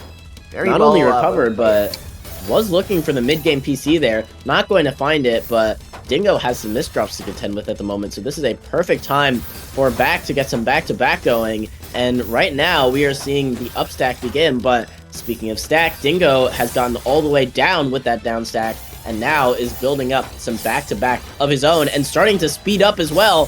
Huge burst speed coming out from CM Dingo, and Back is being pushed all the way up. Going to find a down stack there, surviving just a little bit longer, but Dingo is just absolutely grooving right now. 12 back-to-back, but Back seeming largely, I can't see, but Backchess seeming unharmed by that insane amount of pressure, the down stack coming in full force. Yeah, I will say the speed gap between CM Dingo and Road to H-rank is pretty significant, with Dingo having the definite advantage right there, but Backchess is still staying in the game with some well-timed cancels. Speaking of cancels though, CM Dingo needs to cancel, but this T-spin misdrop is going to be really bad for them. Trying to downstack and road to H-rank looking for the punish, which they do get off here to tie the game. Very interesting to see that Backchest's strategy seems to be more downstack oriented and on this sort of defensive agenda where they kind of just wait for you to make a significant mistake and then punish you. And meanwhile, on Dingo's side, they seem to be more willing to sort of take the initiative if the players are at a standstill. So we'll have to see what strategy ends up prevailing in this match. But right now, what is prevailing is this huge amount of pressure coming out from Backchest, but that downstack from Dingo going to put an end to that. And in fact, maybe pushing back all the way out. They do find a nice combo and has a great skim on that L to survive a little bit longer. And now they are back into this match. Yeah, it seems like CM Dingo really struggling to put Road to H-Rank down here. A lot of pressure coming out, and you'd really expect them to be taking these games. But no, Backchest is keeping on regardless of all expectations. Seeming to build up some back-to-back of their own, looking for a nice cancel. CM Dingo still putting on as much pressure as they can. I'm sure both of these players are remembering the have fun and no GLHF promise they made to each other back before the game. Absolutely, but speaking of back, they are back to putting up some pressure right now, and Backchest going to take that match real quick with a back-to-back ×3 as they get a nice bit of APM of their own, which we don't always see, but good to know they have the awareness to capitalize when it is the most optimal move to do so. And capitalize they did in that last match, and they're looking to do it again. They've been given some clean garbage, and they know exactly what to do with it. Meanwhile, Dingo is sitting on a little bit of cheese. Honestly, Bad Galvin, I'm surprised you know about capitalizing, seeing how you feel about your name being capitalized. So true. I know exactly when to capitalize and when to not capitalize. And right now is a chance for Dingo to do the former, sending up a huge 24 spike over to Backchest's side. But Backchest responding with a nice TSV. This is such clean back-to-back right now. 6, but unfortunately going to be able to get no more out of it. And a great decision to cancel there. That would have been a lot of cheese being sent over to Road to H-Rank's board, but going to instead decide to just sacrifice that one attack and be left with a much better board state, and we can see why that was beneficial in the long term. That was completely brutal. CM Dingo putting on constant APM, constant T-spins, and constant pressure, but one J misdrop completely spelled doom for them. It really seems like Road to H-Rank is waiting out for the misdrops on Dingo's board in order to take the very important punishes. Yet truly no line matters except the last line that tops out your opponent, and it seems like Road to H-Rank is taking that to heart with this philosophy. I'd like to point out we just had 10 full seconds of 6 APM gameplay, which I just think is awesome. Especially because it wasn't like misdrops either. That was just the choices. It was just 6 APM of choices. And fully 6 APM of what may be genius play, because this Plonk has so far been going really well for Backchest as we see so much clean garbage, but that misdrop is devastating at the very top. They do find a nice combo into that quad, a 25 all the way down, but Dingo is ready to cancel and still surviving. Going to be sending over a 10 of their own and starting to build up some back-to-back to take it to 2-3. Yeah, I'm surprised that 3 back-to-back was enough for that. You know, we've seen people like Promo pulling out the 20+ back-to-back and still not getting kills. But it really goes to show that it's not always just about back-to-back. It is about when you're sending that. But it does seem like CM Dingo does just want more in general as they build up back-to-back to the very top of the board. A little bit of a misdrop, but they're able to fix it out. Road to H-Rank's board looking like the cheese factory here. Spiked up to the top of the board, and a lot more cheese than they can handle to downstack there. Yeah, hopefully they're not lactose intolerant for that amount of cheese, because that would be definitely not beneficial for them. Absolutely banished to the lasagna labyrinth during that round, and they are never to return, but they may return to having a lead if they can figure out a way to capitalize on Dingo's clean garbage being sent over. They always seem ready to cancel, but may not seem as ready to accept, and that could be something they could try to do more of if they want a way to effectively convert this clean into a counter spike, and it seems like they're starting to figure that out as they have this LST-like shape on top of that clean garbage, and that is going to lead to a huge counter spike and 4-3 in favor of Road to H-Rank. I will say that was pretty crazy how Backchest decided instead of downstacking the cheese at the bottom of the board, they just built up instead on top of it and sent over a giant spike to CM Dingo to clutch out that round. Very well played there for the specific time it was in. Speaking of plays, though, it seems like CM Dingo's really going for a big play here. A lot of upstacking, sending over as much as they can to Road to H rank, who is going to be on the receiving end for now. Absolutely, and trying to build up a little more. I think a little bit of misdrops is going to halt their pressure for the moment, but Road to H rank does have the board to counter spike off of once they get there. Absolutely, it really makes me wonder, how much should Dingo be committing to pressure instead of just spiking? We know that Dingo can launch off these huge attacks, but we've also seen the danger of giving back chest so much clean garbage to work with, so you've got to wonder how much is too much, and that was clearly too much garbage for CM Dingo to handle as back chest brings it up to 5-3. Yeah, it's looking like a little bit of a lead for back chest right now, but it's certainly not something that we haven't seen players get out of. Still anybody's game right now. It seems like, Road to H rank going for the big C-spin, sending CM Dingo to the top of their board. But Dingo has a lot of garbage counter spike on, 15 spike to Road to H rank, but it is completely nullified from a well-timed cancel. Yeah, both players there actually had absolutely massive attacks, so the result was a massive amount of nothing there. But on that clean garbage that's going to follow up, Back will be able to bring it up to 6-3. Are we going to see some 6-3, 6-3 stacking here? We are not. It's a TKI on both sides. They are piece for piece at the moment. Not for too much longer, though. Backchest chooses to wait. Sets up a nice dono with the O and accepts the clean garbage. Great decision there. Unfortunately, going to be left with a poor Q to capitalize on that decision. They will still find a nice multiplier, though, and that is all they need for that round. 3-7. It really seems like CM Dingo going for a little bit too much greed in these couple rounds. I feel like they might need to be working a way around it and going for a little bit more timing against the more bonk playstyle of Road to H rank. Alright, and here we go. Speaking of Road to H rank, it is that exact player who is in the driver's seat right now. Dingo trying to work through some of this cheese, gets a nice spike off, and unfortunately for them, not going to be able to get the finishing blow right as Back has a misdrop, or are they? That unfortunately was not a rotation that Back could do, and it left them in a very, very poor spot to downstack, and that was all that Dingo needed. Yeah, it could be the momentum shifting in Dingo's favor as they lead with this pretty solid MKO. Road to H rank going for incomplete TST into an Imperial Cross. Oh my god, yes, Team BK from Road to H rank looking pretty nice, upstacking around it. But CM Dingo's board looking super clean with this 20 spike, sending over to back chest here. A little bit of misdrops on CM Dingo's board means that they're gonna have to downstack out of it, halting the pressure temporarily, but it is certainly not over, as both players at a pretty even state at the moment. Yeah, and now it is going to be Backchest who has a great opportunity with that Kaidon, doing so much greeting for it, but going to still get it off and be left with a stack that does allow them to survive the counter spike. Oh, rough misdrop at the very top, though. That's going to be tough to get out of. They do find an amazing skim, though, to do just that, and they are still holding on. Dingo has some misdrops of his own, and that is going to be an unfortunate situation for Dingo, where they know that Back has made a mistake, but they are not in any position to capitalize, and in fact, it may be Backchest who capitalizes on Dingo's lack of initiative so far in this match. Yeah, I don't know, Bad Goblin, what do you think is going to be the main factor that brings CM Dingo back from this deficit right here? Or what is Road to H rank going to keep on doing to keep their lead?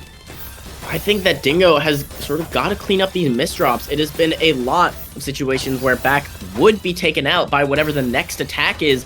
That next attack never comes. I think if Dingo can get a handle on setting up these spikes in a way where they are guaranteed to get the kill, feeling a lot better for himself. But in the meantime, it is going to be Backchest who wins this war of attrition. We have had some long, long rounds, and we know that Backchest has stamina to spare. Absolutely spot on, Bad Goblin, and it seems like we're going to be seeing a big attack from Road to H rank, pushing CM Dingo to the top of the board, trying to downstack, going to open up their well here. We're gonna have to see how they use it. Just going for the immediate spike to Road to H rank, who accepts it all and sends it back here. The lines are being exchanged back and forth. Road to H rank pushed up to the top, but it's not quite enough to top them out, as they still have more sauce to send back to CM Dingo, who's trying to build up a little bit more back-to-back at the moment. Trying and succeeding. This 6-3 stack is absolutely popping off, but Unfortunately, that is going to have the lid reapplied at a crucial moment. Not going to be able to get the kill there. And oh my god, a 23 counter spike coming out from back chest. And now it is Dingo who needs to find a way down and find a way. He will do more than just that with that huge counter spike. But again, the survival from both of these players has been absolutely wild. Neither able to deal the finishing blow. And Dingo, unfortunately, not going to be able to do it there either off of that mishold. And now we are getting to a situation where you know this match has been going. Gravity's starting to kick up. We're almost 3 minutes into this one round. Neither player able to finish off the other. Yeah, for sure. Oh my god, CM Dingo trying to find a way out. Road to H-Rank pressuring with a 13 down stack spike. But CM Dingo still alive and pushing back in this game. Determined not to lose the back chest. But unfortunately, no matter how much you resolve, if you receive too big of a spike and margin time, it seems like you will be taking that. And back chest with a 4-point lead, not looking great for Dingo at the moment. Oh, that PC could be very interesting. Not going to get anything off of it, though. And now, Dingo is in a position to start upstacking once more. We have seen that this can go well. The problem is getting the finisher. I think CM Dingo might need to find a little bit more consistent back-to-back in order to build up a spike. But I believe they do need to play a little bit safer because of the misdrops they're making. And speaking of the misdrops, the S misdrop means that Road to H-Rank is taking another game. This is looking catastrophic for CM Dingo, whose lead from back chest is seeming to be a little bit farther and farther away as they continue on.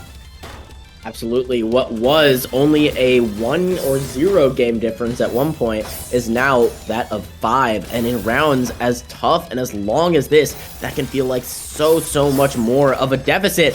Oh, but it is not an impossible one. And Dingo is proving that right now as they try to put another one on the board. Back going to find the down stack there, though. Unfortunately, being left with a bit of an awkward stack to work with. On both players' sides, actually, there is some cheese underneath that clean for Dingo, and some cheese on top of it for Back. Back manages to open it up, though, and get a cancel off, and now it's both players who sort of want to start upstacking. Dingo gets there first, though, and gets the win, bringing it to 5-9. Yeah, unfortunately, the T pieces were way too late for back chest with their STSD there. Goes to show that well-timed punishes really can mean the difference between life and death. And this MS2 from CM Dingo could be pretty good for building up a little bit of pressure for backchest at the start. Fortunately for them, backchest is almost at the bottom of the board. Just kind of tried to build up a little bit more. Looking for a nice attack. Very open wells from backchest here. Trying to find nice attack, and CM Dingo's board is not looking good. And oh, not at the end yet, but on match point, CM Dingo is in a lot of trouble here. Really needs to put on the pressure and get dialed in to come back.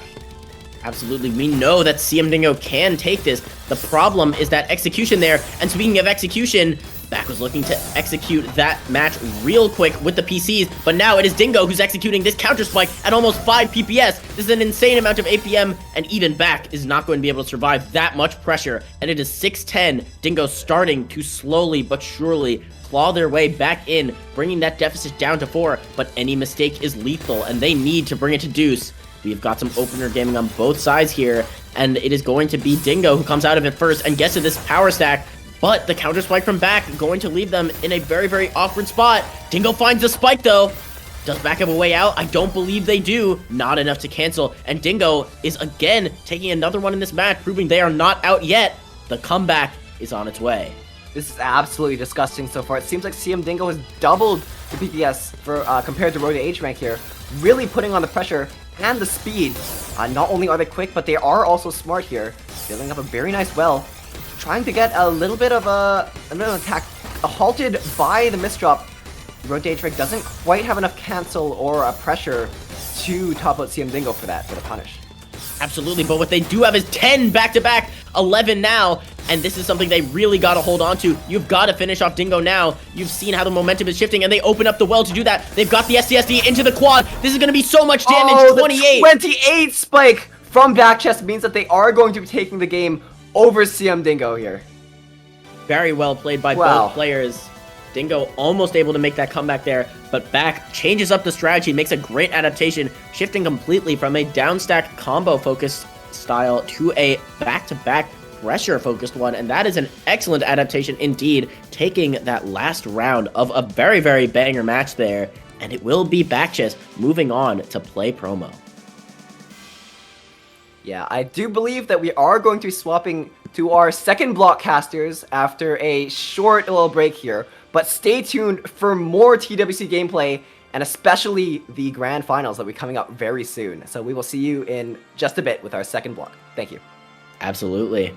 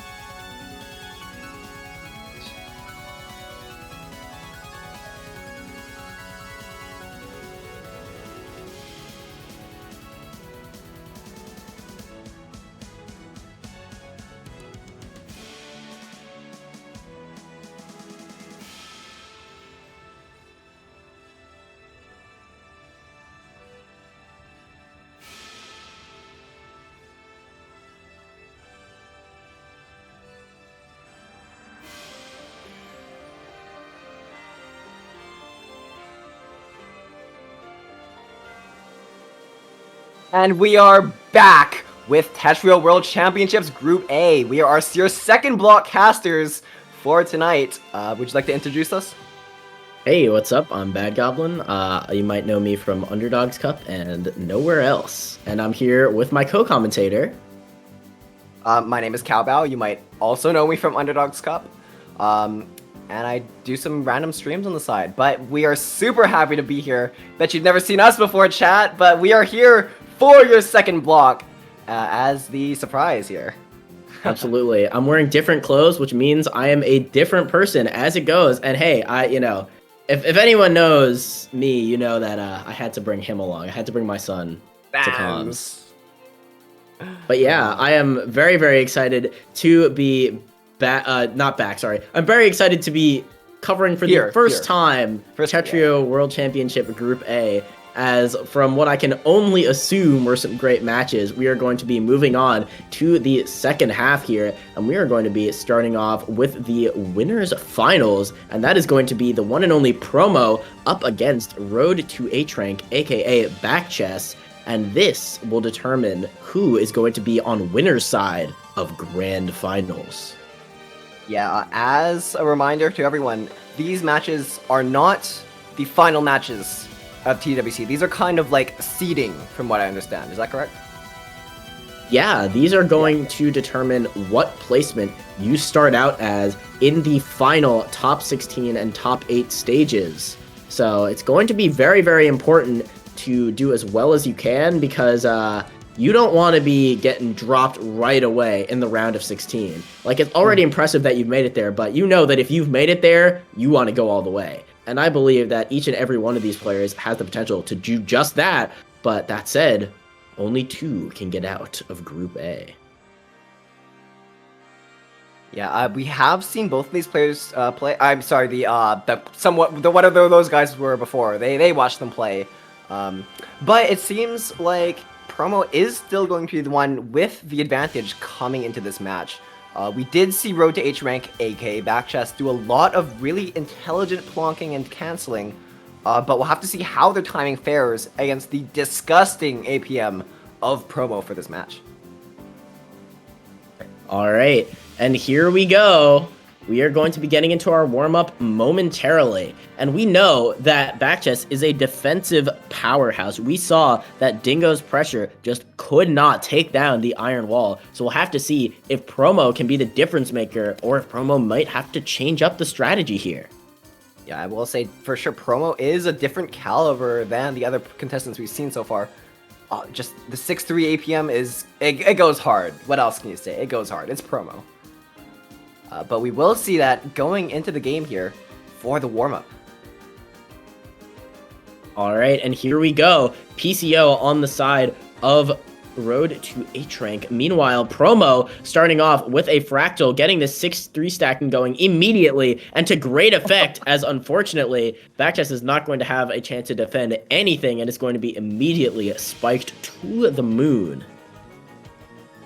Yeah, I don't even know what I just saw there. That was ridiculous. I think Promo may be trying to avenge their comrade CM Dingo with that attack, sending a message in the warm-up that they are not to be taken lightly. They're Promo and they're here. Every single O is, I don't know, one moon that they're being sent to.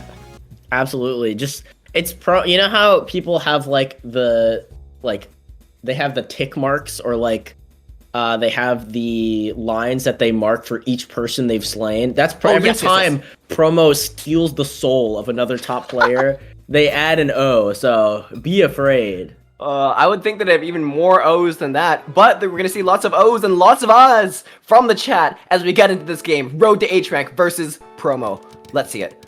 Promo going out with a TKI kind of thing. Just kind of building up at the start, looking to get some back-to-back going. Road to H-Rank fixing up a little bit of their board at the moment.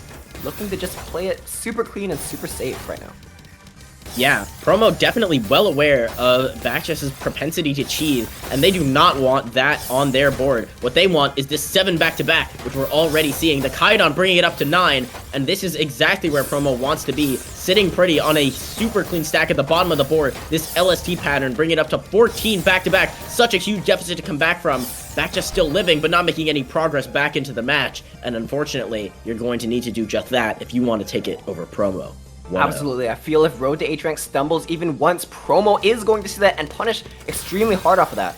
Both players going for the TKI though. Promo building up. Road to H rank does have the defensive end here. Pushed up to the top, trying to find a nice down stack as Promo's back-to-back slowly builds the back-to-back 8.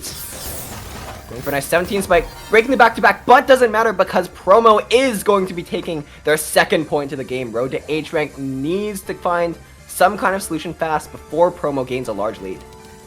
Absolutely, and Promo, on the other hand, is right where he wants to be. This is the exact opponent who will give him the space that he needs to build up back-to-back, and he is well aware. We can see him waiting to cancel what we know won't be the most impactful of spikes, as Back is generally a defense-oriented player, someone who's likely to respond with your own garbage, then send some of their own. But we know that Promo is not going to give you much chance to respond at all. You are going to be dead by the time you realize that you're being spiked, as you can see right there with Promo's 14 and then 6 to counter Backchess's misdrops. Absolutely. I think that Backchess definitely needs to have a little bit more timing and a little bit more confident, perhaps kind of faltering when facing the APM of Promo. Not sure if it's nerves or just fatigue, but it's going to be an uphill battle real soon if Road to H rank doesn't recover real fast. Trying to recover though, looking to build up their board state here as Road to H rank just goes for a little bit of skims, keeping really low on the board as Promo brings a huge fractal 21 spike, sending Road to H rank straight to the top of their board, but they're not out of the game yet. Yeah, and we can see the burst speed starting to come out from Backchess, going all the way from 1 to probably close to 3.5 PPS in a moment's notice and getting 8 back-to-back of their own. This is a huge amount of clean garbage being thrown around on both sides, but Promo going to come out on top when all is said and done, trading with a spike that was superior to finally top out Backchess. Great survival, but was not enough against a player like Promo.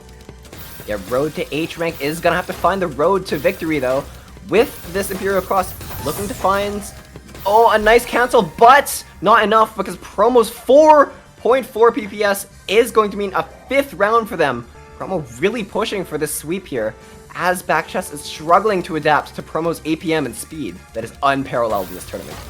Absolutely, and speaking of, we're seeing that on full display here. Almost 5 PPS of this sort of Z-prop, ZT stacking style 6-3, and this is 260 APM free of opener right now, 5 PPS even ending from Promo to get the 6th point in that match. And what do you think you do here as Backchess to sort of find a way back into this match?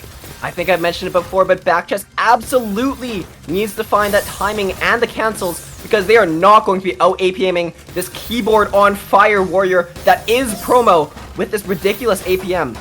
Promo, on the other hand, though, needs to find this down stack in time, although Road to H rank's board is a little bit too messed up, and Promo is going to take the 7th round regardless of that. Alright, and it is now or never. You cannot let Promo continue to ride out this momentum. If you are Road to H rank here, you need to make a change and make it now. And we can already see that Back is doing just that, starting to speed up from this sort of slower pace that we normally see them have, understanding that they are going to need everything they have and then some to take out a player like Promo, finding a nice fix there on the misdraw, but still going to be pushed up to the very top of the board. Waste T on the downstack, still going to find a combo, but it's going to leave them with an awkward skim to get down to this clean garbage. And they are unfortunately forced to accept a lot more cheese, immediately undoing the progress they just made. Meanwhile, Promo is setting up a lot of back-to-back with this 6-3, and Back is all the way at the top of the board, not ready to accept a spike like that. I will say that Promo's ability to build their own attacks is really, really impressive because, as we saw before, Promo at the bottom of the board building up to find ridiculous spikes that most other players would only find on counter spikes here. Truly a testament to how strong Promo's APM and upstacking is. Speaking of upstacking though, Promo looking to build up a little bit of upstack here with the back-to-back 5, intelligently finding the count to 4 here, canceling it off into a 14 spike, which leaves Road to H rank able to come back with a little bit of offensive pressure. Promo has a less than optimal board, but very nice downstack means that they are back into the driver's seat and ready to put down some more APM downrange. Absolutely, and speaking of back, it is back who is in the hot seat right now, as they are currently receiving a huge amount of damage, 4 PPS, back-to-back times 7 on Promo's side. That said, they've got a great stack to accept with, and they managed to find another combo to open up to get this clean well, and they need to find a way to interrupt this chain here. You can see the garbage bar constantly in the red here, not giving a moment's rest to back chess, and they are in fact going to make it 9-0. Honestly, you would think that Road to H-Rank was playing 4 wide room with how high that bar is going, but no, this is an actual Tetrio game with a 10 wide board, and Promo just sends that much attack, which is absolutely crazy. Oh, but speaking of crazy, it seems like Promo's got a little bit of a crazy board going on right now, spinning the T ridiculously into the fractal. I backchest really needs to capitalize on this. I don't know if they'll have another opportunity. Promo's struggling to escape, and it seems like they do for the moment. Road to H-Rank trying so hard to find that attack, but Promo is free and unchained, ready to send more attack back. Yeah, it seems like Backchess was not ready to capitalize on that moment of respite that they were given by Promo. Stacking like originality is rewarded, but unfortunately, the only reward that they will be giving to Backchess is another loss, bringing it up to 10-0. And once again, we have Promo in danger of sweeping here. Backchess needs to make a change and make it now if they want a way back into this match. This is really looking catastrophic for Road to H-Rank. We'll have to see if Promo's able to get the sweep off or not, but they're definitely trying hard for it. Promo has a very nice, spike, 13 spike going to Road to H-Rank. Road to H-Rank needs to find this cancel here, opening up the well just in time to survive Promo's attack. Promo pushed to the top of the board though, trying to find the escape, and Road to H-Rank is still in this game and not swept yet. Absolutely great awareness on that 180 TSS, maintaining a bit of back-to-back of their own, but Promo has got 4 on his side, and this is going to be a war that Backchess cannot win. You need to interrupt Promo's chain, and Back is unfortunately unable to do that, and that will be Promo getting the sweep to move into Grand Finals. A powerful statement indeed. Absolutely disgusting, especially considering the powerful showing that Road to H-Rank put out in the game just prior to this. We can see that clearly there is always going to be a bigger fish. And in this case, that Joel is gonna be Promo with 11-0. Honestly, just ridiculous APM like I saw before. That it's just, it's Promo, everyone. Yeah, I don't know. Yeah, I don't know. I don't know really what you can do playing at the speed that Backchess was playing against, because Promo is not a player who is likely to make a mistake that lasts more than one bag to fix it, and that is a very, very small window to capitalize on, even for a player as talented defensively as Backchess. That said, they may get a chance if they can move on in the loser's bracket, but speaking of our loser's bracket, we may be heading down there real soon to play some of our losers matches to figure out who's going to be up on loser's side against Promo in Grand Finals of Group A. It's gonna be an uphill battle for whoever shows up there, because, you know, not only does Promo have a solid reputation as a super strong player, we've already seen them showing that they're on fire in this tournament too. It's not even like they're having an off day. Promo is absolutely popping off and is going to be a super strong contender for the champion of tonight's match here. Absolutely. Only off day Promo is having his offense right now. It is crazy out here with the APM, and the 6-3 is nothing to be ashamed of if you are Promo. The back-to-back chains have been wild, and we can see that it is now going to be the losers matches that determine if Promo makes it in as the #1 player of Group A. Hey, they don't call it Group A for nothing. Truly, only the best of the contestants here. And I do think it's funny that we went from Group F to Group A in a week. Absolutely, but hey, we are going to be getting into our next match real soon, and in the meantime, now that we've had our commentator switch, we can consult our analysts here on what their thoughts are overall.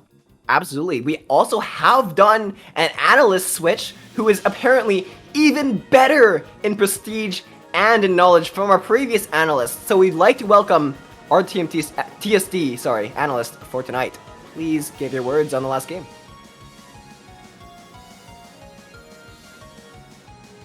Sure. No, do it. It'll be funny. It would be funny. I agree. All right. I'll say something. This is analyst here for Group A. I'm gonna say Yeah, I think Promo's gonna win this group. That's my Wow. observation. Wow. And also, This is crazy out here. The 1 seed might win the area. also, we're almost sold out of keychains the first round. So if you wanted one, you might want to get one soon. We've only got Spectacular analysis. Truly, only someone that is so versed in the knowledge of the merchandise could provide such an aspect on that. So man, I'm like, thank you so much. And speaking of the thank yous, I'd like to thank Hummingbird Nest Tetris with a 35 party raid. So clearly everyone's showing up to watch the most hype thing here. Thank you to our analyst yet again for a stellar performance. Now, who that analyst could have been, we will never know. But what we do know is that you should be following Hummingbird Nest because they are not only where the duo streams are hosted for the Tetrio World Championship, but they run tournaments of their own all the time. And that is a great place to check out content of all kinds if you love seeing this top Tetrio play, because not only did they have a lot of the qualifiers for the Tetrio World Championship, they have some regular majors of their very own that you can see monthly and even weekly. So definitely go give Hummingbird Nest a follow. Absolutely. I will do that just now, actually. Wait, no, I already follow. The real ones are already following Hummingbird Nest. Absolutely. But But yeah. Ooh, and I believe that our next match may be one that we have seen before. I believe it's going to be the run back of Ellie versus Abubu in loser's bracket this time. Yeah, this is truly where it all comes down to, because as we know, in loser's bracket, double elimination tournaments means that if you lose twice, you're out, and both of these players are on their last life, so it is do or die for both Abubu and Ellie here. A lot of pressure put on them, even more than their first showing of TWC. Absolutely, and hey, we're gonna see if this goes the same way it went last time, if we have Ellie's amazing... Like, if we see Ellie's amazing comeback, or if we see Abubu taking it once again in the upset. So, we're going to have to see. Meanwhile, we know that while Ellie did fall to Abubu earlier, Abubu themselves made it to promo in the past, and they may want a run back of their own. So, both players have a lot on the line here, and neither can afford it to lose this set. So, we're going to see who ends up doing just that real soon. Absolutely. I think preemptively, though, what do you think could be different in this game that we're seeing? Because we've seen it before, but how are you anticipating they're going to adapt from last game? So I think it's important to remember that a lot of what happened last time was that Ellie was sort of consistently getting outpaced. I think that if Ellie can sort of know when to burst and when to wait, they can do a lot even without having the raw speed advantage, because we know that Ellie can absolutely pump out the pressure when necessary. It's just about picking those moments right. And hey, if there's ever a moment that you need to shine, it is in your losers match to try and make it up to losers finals. Absolutely, yeah. I mean, we have seen a lot of Plonk playstyles from TWC so far. Most notable is probably Backchess, but as we've also seen, Backchess versus Promo. Promo's APM is a lot too much for Backchess's Plonk, so we'll have to see if people start adapting to that. Because, you know, it's not only you're locked into one playstyle, you have to play like that the whole game, right? If you notice your opponent is trying to sort of counteract how you're playing, you can always swap it up next round and play differently to always keep them on their toes. But you know what? We'll see if they choose to do that, or they just stick to their guns and go with what they know. Absolutely. And while we've got a bit of a break here, I have a small story to share. Now, you may notice that the previous commentator duo had a certain matching fit on. Now, this was, of course, very expertly planned out in the real world, but what you may not have known was that it was planned out in-game as well, as actually in between the last block that we had and today, we both got verified. So we were matching fit in Tetrio as well. And you know, we have to share that. We can't just let that slide. And absolutely, yeah. Honestly, I was not expecting to get that, but you know, I'm very thankful to the Tetrio mods for the acknowledgement of that. But I guess now we have to acknowledge Abubu versus Ellie here. Yeah, and acknowledge it we shall. We can see that both of these players have excellent defensive ability, but while Ellie trends towards the faster side. Abubu trends towards the the efficient side with that high APP stat. And we saw coming into play earlier that Abubu generally just out-pressured Ellie, so it'll be important to see the adaptation that Ellie makes in this second set here. Yeah, for those of you who aren't aware, APP stands for actions per piece. So the amount of lines you're sending per piece could be in, like, I don't know, sending quads or sending more T-spins and stuff. So that's how it contributes to the efficiency stat. Absolutely. It is a huge indicator of how well you're using your resources, how often you are wasting tier I pieces, how clean your upstack is, how well you're maintaining back-to-back. All of that contributes to the amount of attack you're sending per piece. And while you might imagine that it would be really high since APM is really high, oftentimes even just an APP of 1 is really good and marks good efficiency. And we know that these players can far exceed that. Let's find out just how much in our warm-up.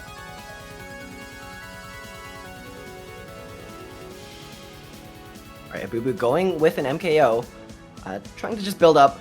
Both players kind of poking their opponent. Ellie going for a nice PC into the misdrop though, unfortunately, slowing down the pressure to start off the game here. Yeah, Ooh, this is an interesting choice. Yeah, Abubu sort of building up and skimming down. Ellie also was waiting there, so we could see neither player wants to commit to a decision that will end their opponent in a better state than they have, but now it's Abubu who has to make a quick downstacking decision here, and actually using both eyepieces in ways that does not allow them to access that huge amount of quad garbage that could have been sent over. That is going to be the warm-up in Ellie's favor, and hey, they can do that 11 more times. That's the run back 1. Yeah, I'm sure there was a lot going on behind the screens here. Both players looking to either continue their winning streak or come back from defeat. Truly a rivalry for the ages. Ellie versus Abubu in TWC Group A here. All right, who will take the Victor E here? The two E-named players seeing who can truly embody the letter of W. And right off the bat, Abubu being cheesed up in a huge way, and Ellie just being left in a great opportunity as Abubu makes some misdrops on top of the cheese. The T-spin, nothing, not going to do any favors in canceling. Abubu has a way out, but it's not exactly the cleanest. And that is going to be Ellie taking the first round of the main set as well. This is a change of pace from what we saw last time, and Ellie has so far been in command of this match. Yeah, Ellie's truly ready for pretty much whatever Abubu can throw at them, but it is only the first round so far. Hopefully Abubu's nerves are calmed down just in time for them to make the comeback here. They come back here. Abubu trying to build up a little bit more back-to-back to punish Ellie's board state. A little bit of cheese building on Ellie's board, but it's nothing significant enough to top them out, as it's pretty easy down stack for them. Yeah, and now it is Abubu who is sitting on a massive amount of clean garbage, sending over a big spike there to get things started off and continuing this pressure. Ellie doing a lot of skimming and a lot of combos, but not a lot of survival at the moment as they get sent all the way up to the very top, and unfortunately they are going to end one piece off of that eye piece, so they will not be able to make the down stack. Yeah, both these players are neck and neck, head to head, looking to find anything that they can send over their opponent and top them out at the opportune moment. Ellie starting off strong though with a 10 spike, going into some solid back-to-back, but breaking it in favor of a more defensive playstyle for now.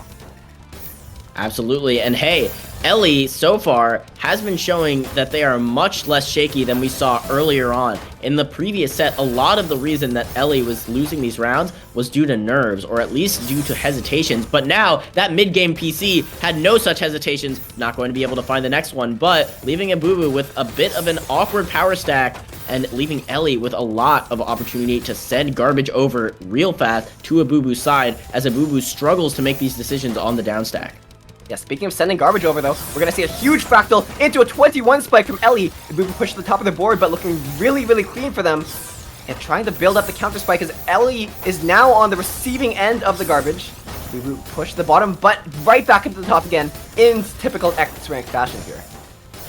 Absolutely, and now it is Abubu who is in the sending spree, having started a little bit of that Z prop into quad type of stacking where they get a lot of sends done at once instead of sending out some space pressure, and it has proved effective so far. But that eyepiece misdrop brings it to a grinding halt real fast, and now it is Abubu who has to downstack instead of upstack, which they do with a Fury, sending over a massive spike on the way down to Ellie. But Ellie was ready to cancel, and now they are ready to send over that huge multiplier. Yeah, it seems like both players are at a fairly even point, trying to build up either back-to-back or a sizable enough spike. It doesn't seem like either player is looking for too much timing, but instead going for the build-up to get enough attack. Abubu putting on set attack, back-to-back 9, 10, going for 11 possibly, trying to build up with the Z pieces, but not quite enough. As Ellie pushes back really, really hard.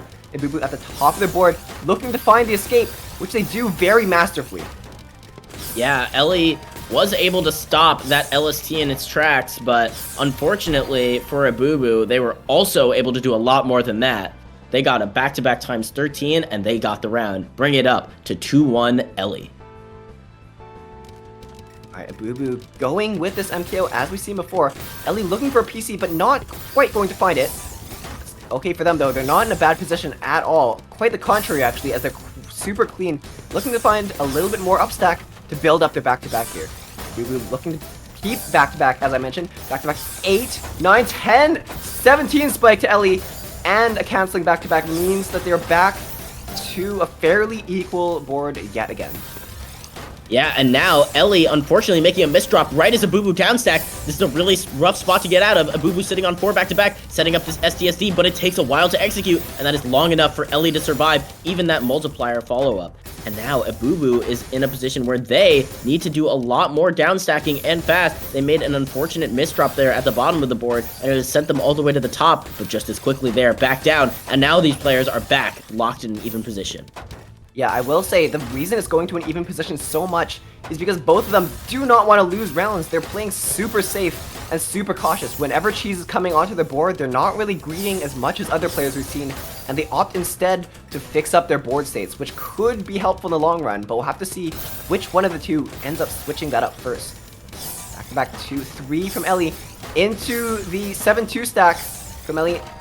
Oh, Abubu pushed to the top of the board and unable to cope with the pressure, with back-to-back 7 being the magic number for Ellie to take a 3-1 lead here. Absolutely, the lucky number indeed, as Ellie takes the lead in full force, 1-3. And here we go. Ellie makes a great decision off of the opener there, capitalizing off of the clean garbage they were given, and now they're sitting on 5 back-to-back 6, and Abubu is sitting on a great counter spike. Ellie, unfortunately, going to force to be abandoning any sort of back-to-back ideas they had in favor of a quick downstack. And now Abubu is putting on a huge amount of burst speed with this LST that we know that they are so proficient at, but unfortunately going to make a bit of an uneven decision there that leaves Ellie in a great position to cancel off all of this incoming clean. Yeah, I will say Ellie is continuing to play pretty solid and pretty safe, canceling back-to-back a couple times in favor of just fixing up their board. I don't know if that is the right play, but they do have a lead, so they could be trying to just keep that up. Speaking of keeping up, it seems like Abubu is struggling to keep up with Ellie's pressure. Push to the top of the board, finding a pretty sizable combo down stack, but Ellie has one of their own 18 spike to Abubu, and Abubu cannot handle it.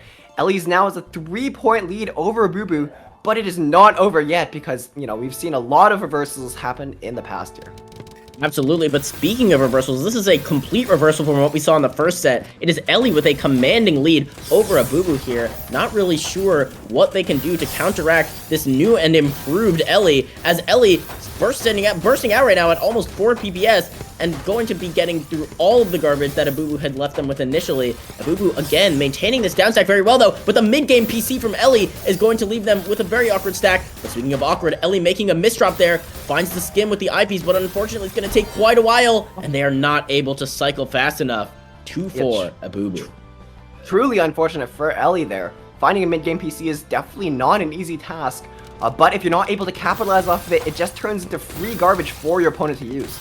But speaking of garbage, it seems like both players are exchanging yet again. Abubu going back-to-back 4 versus Ellie's lack of back-to-back here. And it seems like the back-to-back 7, 8 from Abubu is going to be putting Ellie to the top of the board with a lot of pressure for them to deal with. Yeah, and now Abubu is sitting on so much clean garbage, sends it over, but Ellie was ready to cancel and ready to maintain a bit of back-to-back there. Unfortunately, going to have to break it right afterwards, and Ellie making the decision to set up a skim, which may leave them one piece behind, and that one piece was all Abubu needed. 3-4, and what was seeming like a commanding lead has now dropped to just one game as Abubu makes some adaptations of their own.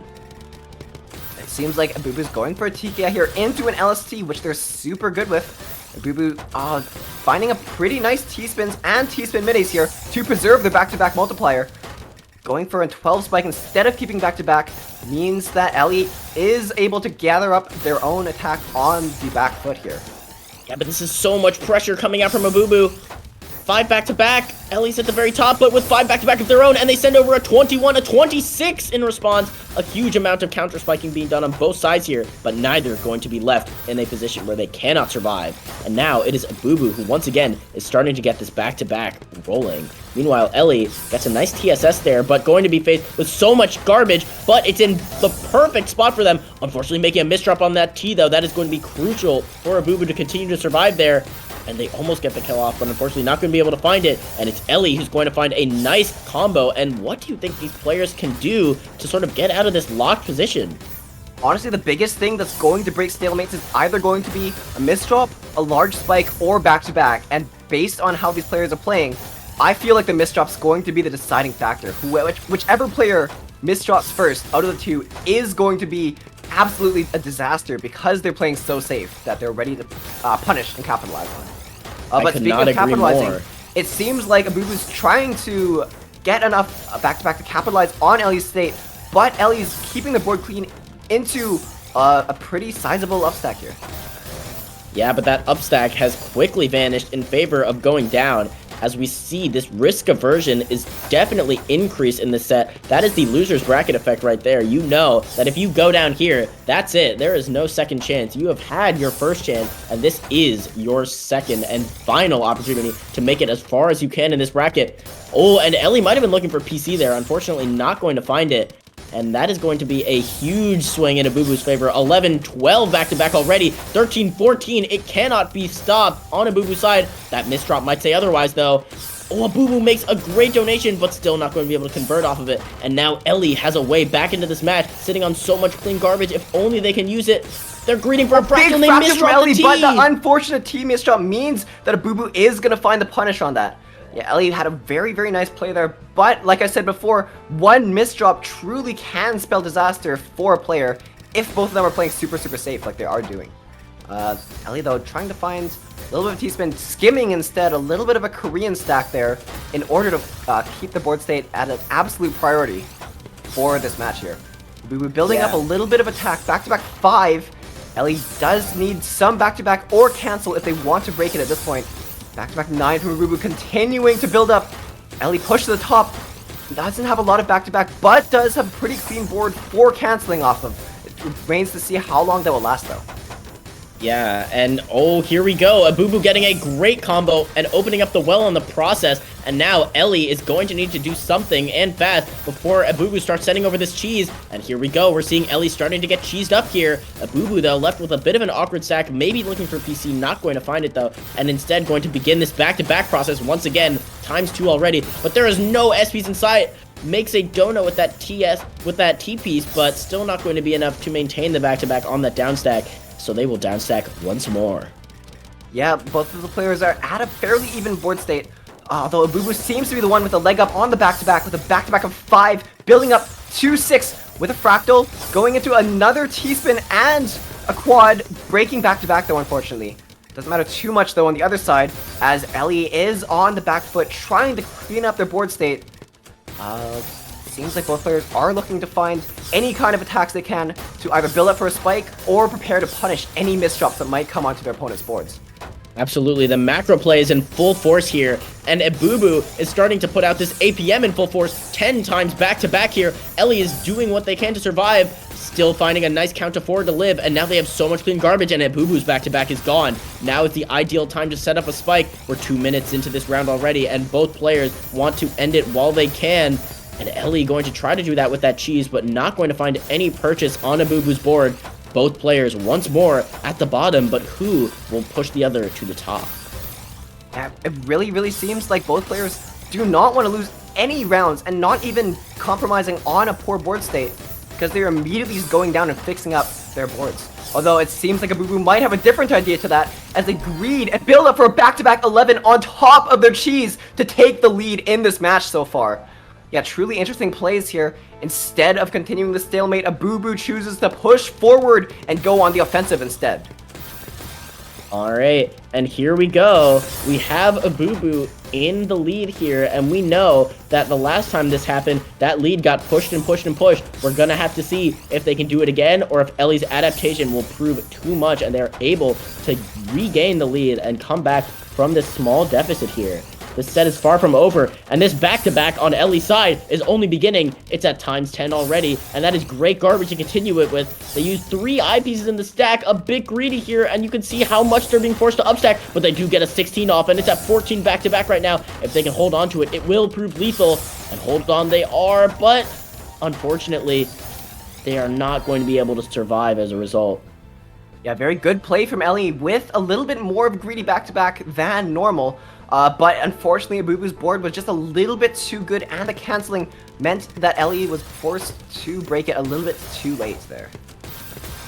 Yeah, important to note that when Ellie is sending back-to-back, they sort of seem to be so overcome with focus on maintaining it that they kind of put the health of their stack overall on the back burner. And while that can be useful for just absolutely pumping out the APM, we're seeing that when Abubu does it, they are well aware of how low or high they are on the board, and they waited to start doing a lot of APM spam until they were in a position where they knew they could keep going and going and going despite the send, and that netted them the kill, bringing it up to 7-4.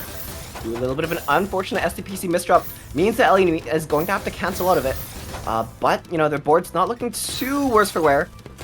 Oh, Ellie really waiting on that cancel there. Pretty intelligent play, accepting the garbage and trying to build up a counter spike. Seems like Abubu doesn't want that to happen though, building back-to-back 6, putting on the pressure to Ellie. Ellie struggling to cancel in time, just barely surviving.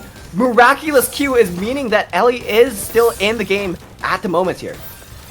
Yeah, getting another lease on life, and what may have seemed like an ingenious decision earlier would be a poor one now. You cannot afford to wait when your opponent has so much back-to-back, and Ellie, understanding that, finds the one route out and breaks Abubu's back-to-back in the process, finding another way back into this match. And we'll have to see if they're able to find the kill here as they get a nice 13 of almost all cheese, but Abubu still has so much clean from earlier to work with, and we have seen how efficient they can be and how deadly they can be as they bring it up to 8-4. Yeah, big misdrop on Ellie's board is going to be unfortunate to them. We're going to be seeing them probably either adapt to misdrops or just completely blaze faster through them to mitigate them. Next spin from Ellie, though, looking pretty strong with a C-spin into a little bit of a combo, not ending with a quad, unfortunately for them. Oh, big misdrop on Ellie's board. But they have the down stack here, and Abubu doesn't look like they have a whole lot of punish just yet so far.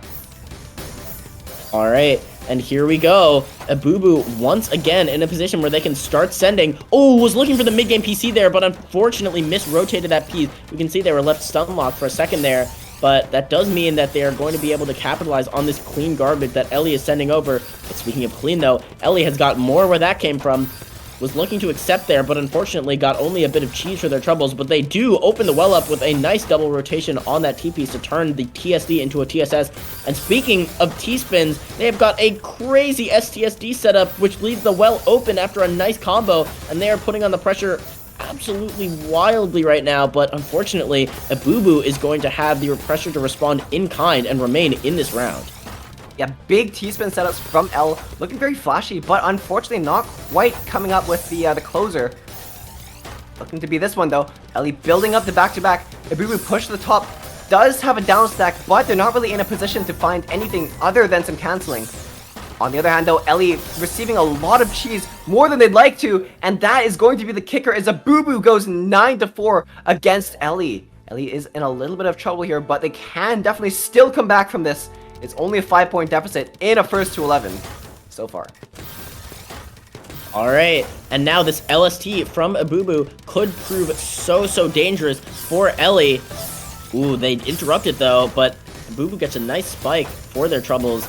Ellie being left with a very interesting board state where they weren't really able to effectively attack or defend, so they get out of there fast. And now Ellie is being left with a state where they've accidentally wasted their T, and it is disaster all around. But Ellie does find a nice combo into the misdrop, though, and once again in a very, very rough position for back-to-back online for Ebu.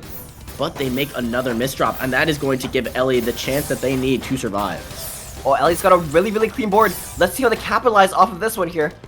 Back-to-back 4 against nothing for Abubu here, but Abubu's board is clean as well.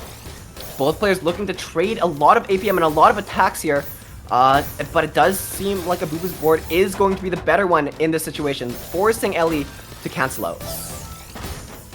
Alright, and now we have Ellie.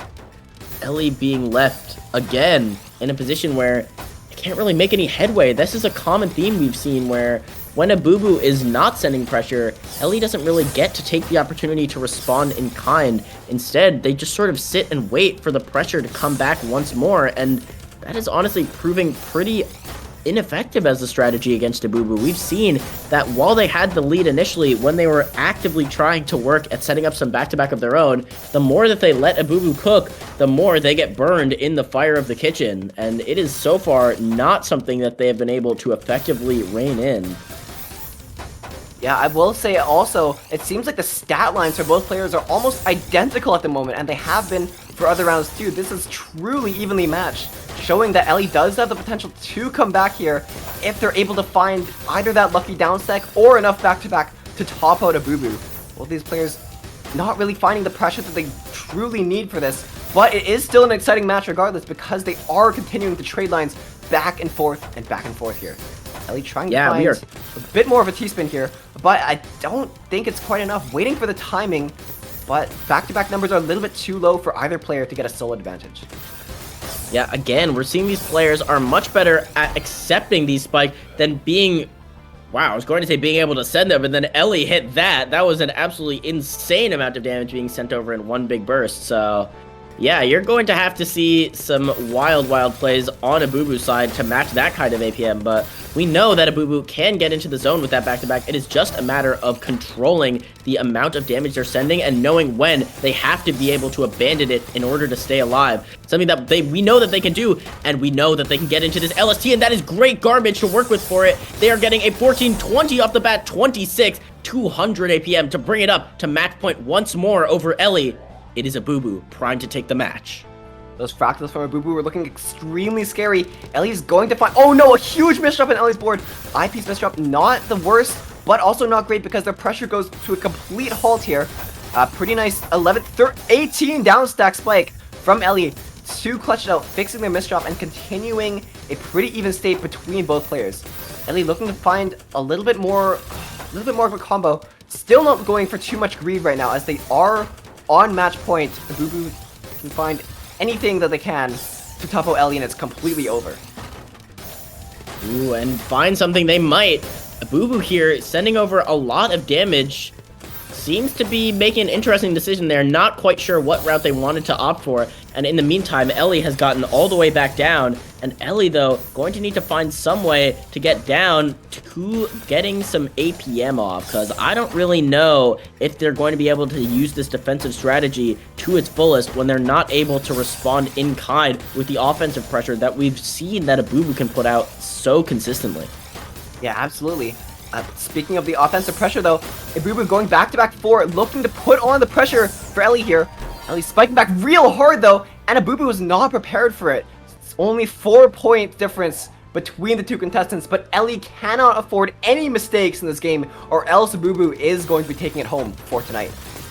Ellie going for a very safe, very low board here, building a back-to-back in a pretty safe way at the moment.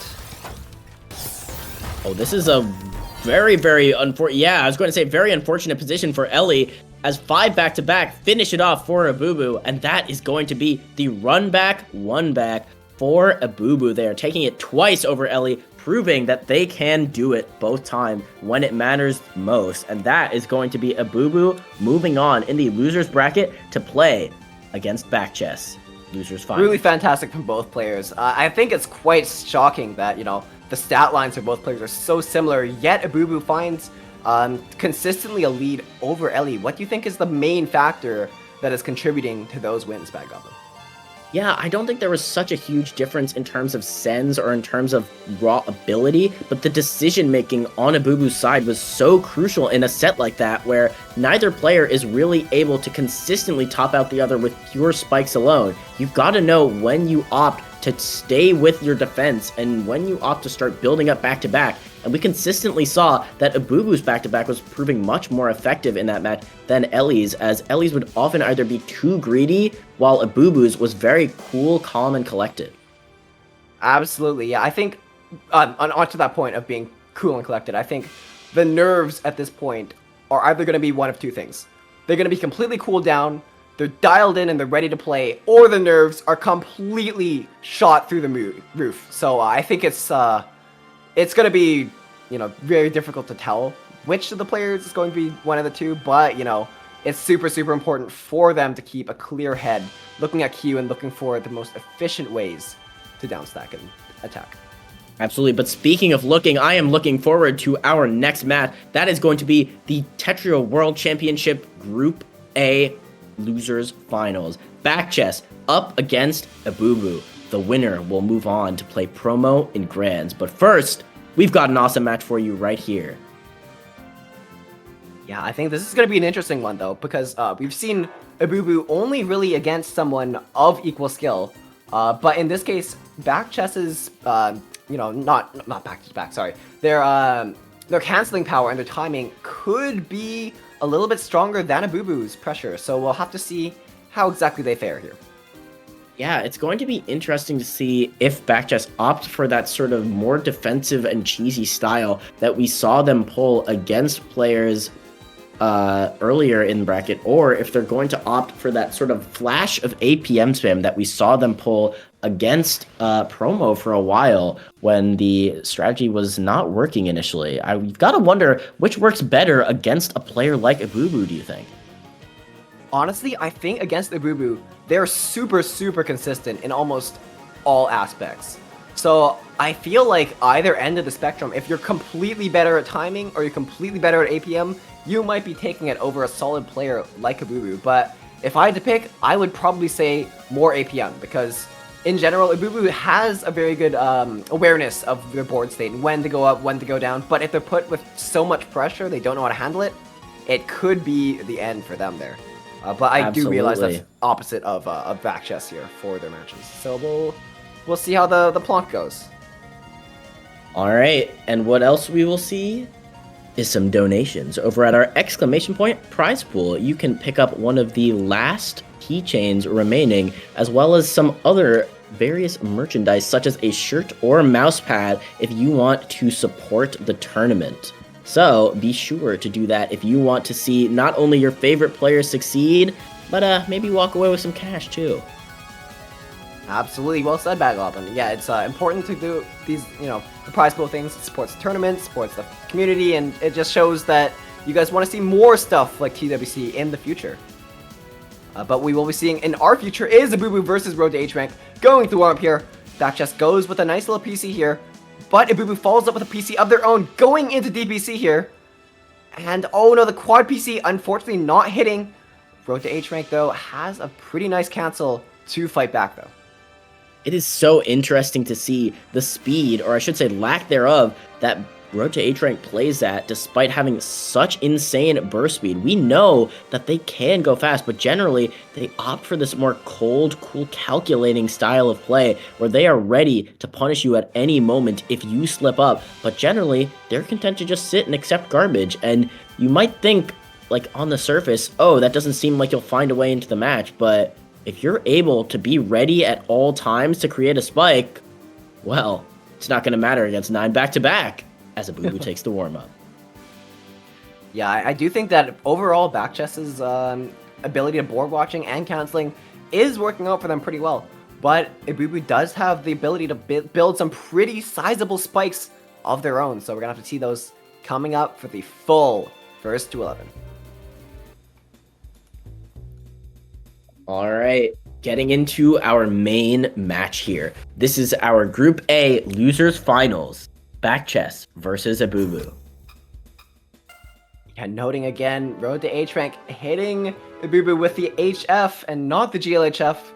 It seems to be a trend for them, but we'll see how that works out. What do you think is the comparison of how lucky Backchess's opponents are compared to the average? What do you think? Do you think it makes a difference? The luck factor. I feel like there's definitely at least a little bit of RNG when it comes to Tetrio, you know, block placements and etc. But in general, I think the luckiest thing isn't even the opponents. It is Road to H rank's Q. I feel like a lot of situations they are able to escape it because they have a really nice Q. I don't know if it is them looking ahead or what, but seems like looking ahead here, Ibubu is going to be taking the first round while I was talking. That's my bad. But yeah, putting on a precedent that APM and attack could be the deciding factor of this match so far. Ooh, but first, we have got some PC gaming, but Backchess not going to be able to find that second one. This is a DPC solve from Ibubu, not going to find it though, and that is very, very good news for Backchess. Could have been a very, very quick end, and that is the sort of scary thing playing at a slower speed where you can kind of just get opener. If you're going at 2.5 PPS, it doesn't really matter how efficient you are if you're playing against 400 APM DPC. That said, we know that Backchess has the defensive prowess to survive even insane opener things like that. We know that they have the survival necessary to make those comeback, but do they have the survival necessary to survive this spike? I don't think so. 2-0 Ebu. Yeah, it seems like Ibubu had almost 400 versus there, truly putting on the pressure and showing that they can really bring it to an opponent that isn't playing almost exactly the same as they are. So it's going to be a little bit of a different match from Ibubu that we've seen tonight. Oh, 17-20 spike from Road to H rank, but Ibubu's masterful cancel means that almost none of it is going to be even touching their board or seeing the light of day. 14 spike from Ibubu means that they take the third round for this match here. 4.2 PPS. Insane pressure coming out from Ibubu there. That is some absolutely wild APM and far from the defensive standstill that we saw with Ibubu versus Ellie. We know that they are putting on the gas, and we know that Backchess is speeding up as a result, going 3.3 now. This is almost a full PPS higher than they were going previously, and this is again what we saw as the adaptation against Promo. An unfortunate misdrop there may mean the only thing they're adapting to is being down 4-0. Yeah, perhaps Backchess was not prepared for the sudden burst of speed that they had and misdropped as a result, but we'll see if they continue on with that or they retreat back into the playstyle that they're more comfortable with here. Seems like they're pretty comfortable with this LST though, from Road to H rank, clearing up their board into a misdrop though. Let's see if Ibubu has the punish for it. It seems like they had a little bit of a misdrop on their board, not able to find it in time, but they are able to find a continuation into playing a little bit more Tetrio right now. Absolutely, and hey, speaking of continuation, this is going to be a wild continuation for Backchess as they open up the well with that TSS into Skim Quad, sending over a lot of cheese to Ibubu's side, and Ibubu going to have to do some skimming in order to open up the well, but they have a great weight on that clean garbage that's going to give them a chance to start building up that back-to-back with this LST-like shape. And again, we know that Ibubu's back-to-back can be devastating. That was some great garbage to top it off, and Ibubu is doing a little bit of greed right now. They realize that and opt to break the back-to-back in favor of maintaining a better and cleaner board state, and that is a very important decision to make. That would have been a make-or-break scenario for Ibubu, but they opt to just keep it clean, keep it calm. They have got the lead. They are under no onus to make these crazy plays. They are they're sort of passing the ball to Backchess's court. They're saying, if you want to take this round, you need to commit to wild things. Me, all I need to do is keep doing what I'm doing. Absolutely, that is something that you can do if you are in the lead. An important qualification for Ibubu here. Downstack spike from Ibubu, but Road to H rank has a very nice cancel, meaning that it's not touching the board either. Both players are clearly very skilled in the canceling, only really accepting when they want to or they're unprepared to. But, speaking of canceling though, yet again, Ibubu has the perfect timing in order to receive the spike from Road to H rank, sending it straight back to them. Alright, and here we go. Speaking of Road to H rank, we have Road to H rank starting to build up some APM of their own. They're at the bottom of the board. There is no cheese to get through here. There is only the back-to-back beginning to build. Ibubu misdrops, and that is all they need to put a point on the board. 1-4 up against Ibubu. Yeah, definitely a big point for them. It's good to stop your opponent before they get too much on the roll because, you know, your momentum slows, theirs only builds, but stopping the pressure early can be really, really big for the mental side of games here. Seems like Road to H-Rank does have a pretty sizable well here. 13 spike over to Abubu, but Abubu has a very, very nice cancel, as we've seen them do multiple times before, in order to keep the game fairly even and balanced for both players. Ooh, this is building up a little bit, going for a little bit more T-spins. Back-to-back 6 versus Abubu's back-to-back 2. Road to H-Rank is definitely online here, back-to-back 8, but unfortunately breaking in order to preserve their board state. Yeah, you've got to wonder if that was a pass-through diff right there. That was a very interesting scenario where they had a lot of garbage that was incoming and a lot of garbage that was outgoing. So that was an unfortunate situation where pass-through may have proved more useful to them in that moment. But instead, they're going to be left with a huge counter spike, sending over that 11, sending over 5 more again. This back-to-back starting to build, and back chest needs to do something about it fast. Here we go. This ST stacking starting to help out a lot with the Abubu's APM. They have 9 back-to-back right now, and they open up the well very cleanly with that counter 4 times 11 times 12, a 16 spike being sent over. But again, the defensive ability of Backchest unmatched here, surviving and sending over a 12 to boot, and they take the round. That was absolutely ridiculous. Abubu had so much pressure and clearly decided to commit to the back-to-back and try to top out Backchest. But Backchest unfortunately just had the perfect cue in order to punish Abubu's for their board state here. Speaking of board states though, Abubu playing off of an all clear here, building up a little bit as Backchest's attacks seem to grow in power and exponentially. Abubu's going down a little bit, trying to fix the board state, while Road to H-Rank has a spike of their own. 12 spikes sent over to Abubu, who's pushed up a little bit higher to the top. Alright, and speaking of push, Backchest kind of making a push to take this round right now with this weird TST setup they had, but unfortunately not going to find a way to convert that into the spike that they need to take the round at that moment. But they do get a 14 on the way down, and Abubu's looking a bit cheesed up. Yeah, speaking of the cheese though, Abubu trying to cancel out the other cheese that's coming to the board, but it turns out to be pretty clean overall for them, which is really, really good for this counter spike that is coming from Abubu.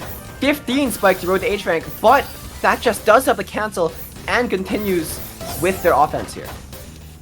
Alright, and here we go. It is Abubu sitting on a lot of cheese up against Backchest's back-to-back, and there's going to be, yeah, that's going to be it. The LST proving too much for Abubu to handle, and what was 4-0 is now 4-3. Back is back in this match. They have brought it back, chess, and now they're going to take it home, or at least try to. And we're going to see how much they have figured out Abubu here. They were going for that second PC, not going to find it there. No fault of their own. There was not a solve to be had. But what they do have is a 17 spike being sent over off the bat. But Abubu responds in kind with a 12 and then another 5 off of that. And now both players are sitting on a bit of cheese. Yeah, Backchest though digging through said cheese here. Trying to find the downstack just in time for Abubu. Abubu, on the other hand, choosing not to interact with the cheese too much and build up instead, going for the greed as we've seen them do before. We're gonna have to see if that works out though. Road to H-Rank pushed up to the top, trying to find the downstack in time, which they do, miraculously, for the perfect timing here. Abubu trying to find a bit more pressure, but it is slowed down as the back-to-back is finally broken. And Backchest is the one that's going to be putting on the pressure for this game. Ooh, and speaking of pressure, Abubu in a very high pressure scenario right now. Finds the countering of 4 to survive just a little bit longer, finding some skims, but will it be enough? It will not, and now it is all tied up. Back has brought it to 4-4, and now it is Abubu who needs to make a change. We can see that Backchest has adapted to sending more cheese instead of this sort of clean approach they had initially gone with, and now, what do you think Abubu can do to adapt in their own right? Yeah, absolutely. Well, I mean, I think a major factor when it comes to cheese is not just your downstacking prowess, but it is your canceling power. If you cancel off all the cheese, none of it will even see your board. So it's definitely on Abubu to find the right timings to cancel the cheese when it comes in. But speaking of cancel, Road to H-Rank really needs to be canceling this attack from Abubu, as it does slow down a little bit, allowing Road to H-Rank to have a little bit more breathing room to continue fighting on in the game. Abubu is the one with a bit of cheese and misdrops on the board, but trying to continue on the pressure as powerfully as they can. Ooh, back just setting up this sort of TSS system where they go back and forth with these TST-like shapes, but instead opt to take smaller spins with them, and has left them with a great position to accept and send back some garbage, and that they do, finding a nice multiplier out with that 3 combo that's going to put Abubu in a bit of a rough patch, but instead Abubu is using that cheese in stride, literally here, getting a nice TSD into the TSS, opening it up with the quad, and the back-to-back is online here, and Backchess is starting to speed up. We can see that the burst speed is coming out, but an unfortunate misdrop on the T is going to stifle any attempted combos.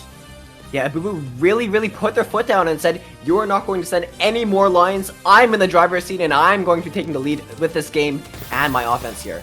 I don't know if they're going to continue on with that, but Backchess might be the one that needs to adapt if Abubu keeps up this level of pressure. Speaking of the pressure though, Abubu putting on the pressure with a back-to-back 5, 6, 7, 8. The LST is ridiculous as Abubu takes another point over Road to H rank.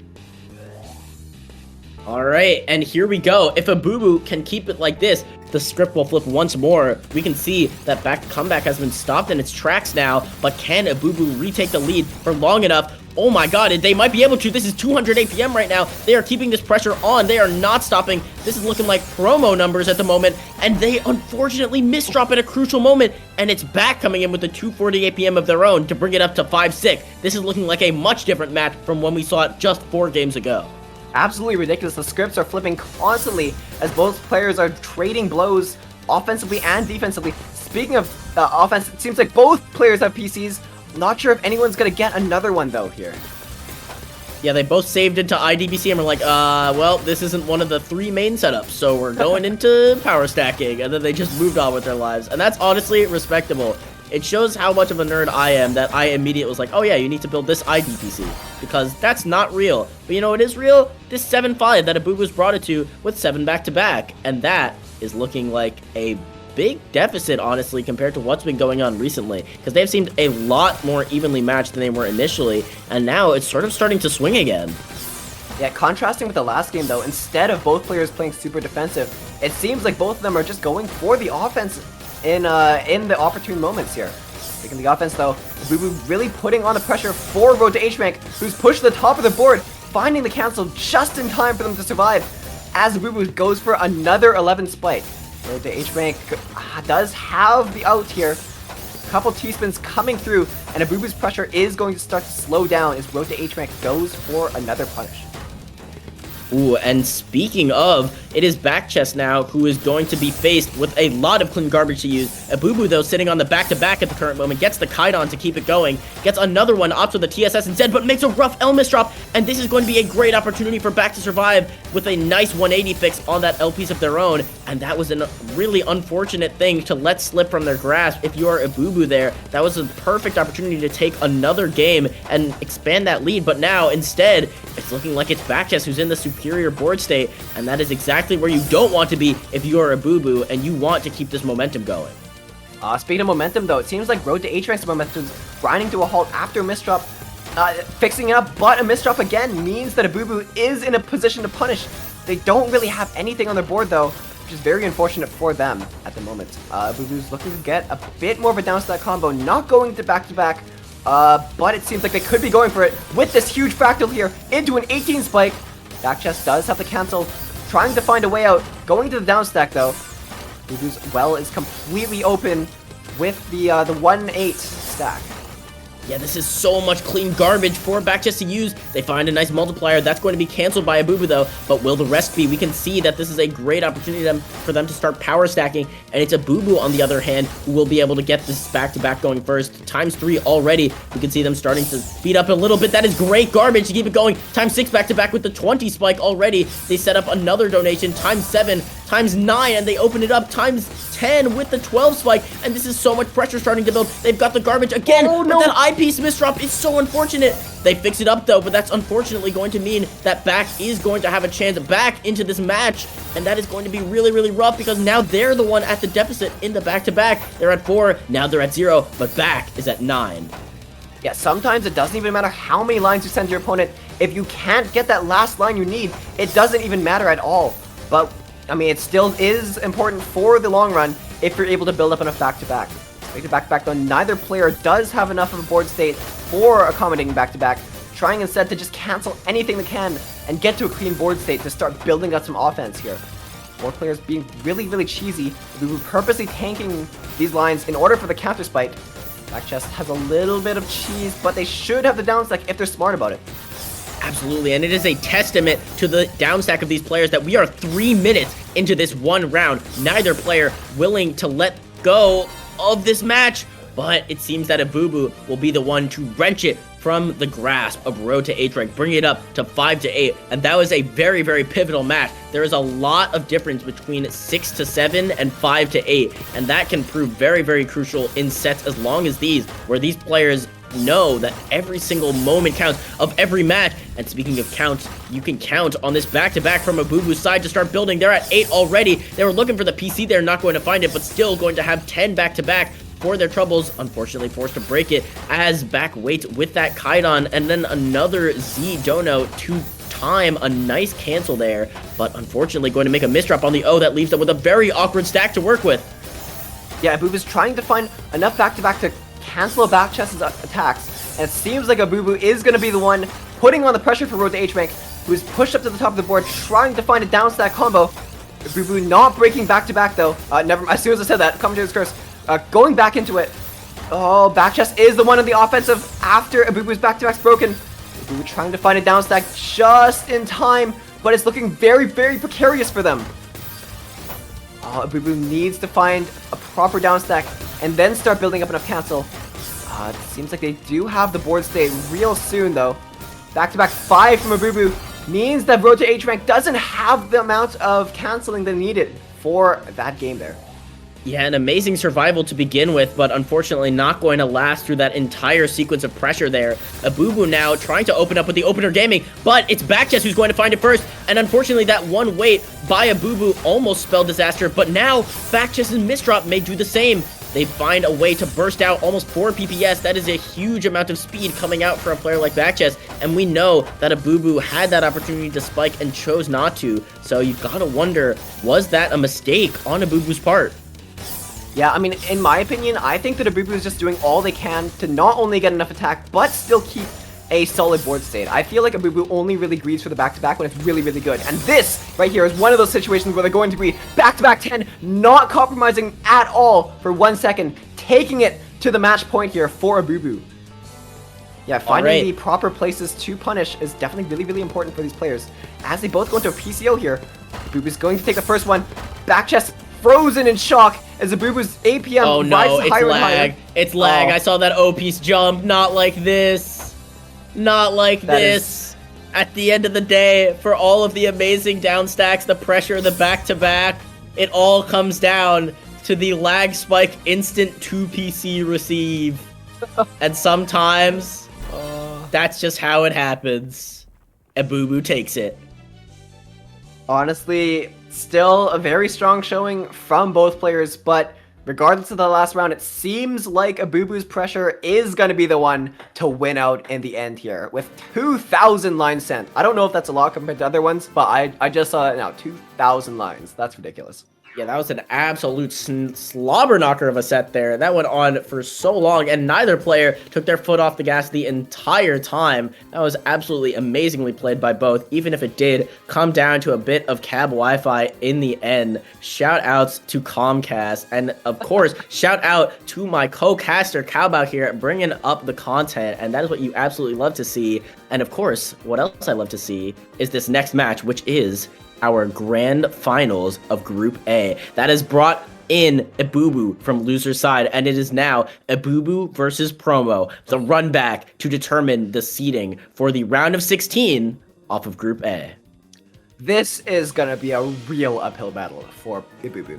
As we've seen before, they are a very solid player in almost all aspects, you know, APM, downstack and canceling stuff, but Promo just kind of dwarfs everyone in that aspect. So Abubu is definitely going to be put onto the defensive yet again, probably looking for any kind of clean board, nice spike, and then maybe, like we saw in this game, they try to greed for that back-to-back if they have it. But, well, it remains to be seen what happens exactly. Absolutely, but hey, regardless of what happens in terms of the scoreline, I know that we are going to be happening upon a banger match right now, so stay tuned as we will be getting into our warm-up momentarily. But before that, we have got to take a look at our bracket. As a reminder, there have been 8 amazing players coming in for Group A. We have Promo. We had Promo taking it over Dash Pepper Yoshi. We had Ellie and Abubu playing not once but twice. We had Backchest. We had Lifeline. And we had Dingo and Jaden. And of course, now it has come down from 8 to 2. And the 2 that remain are Promo and Abubu. Honestly, it's been a long journey to get here, and both players have had to fight real hard for their games. But ultimately, they are the ones that deserve to be in this grand finals for tonight here.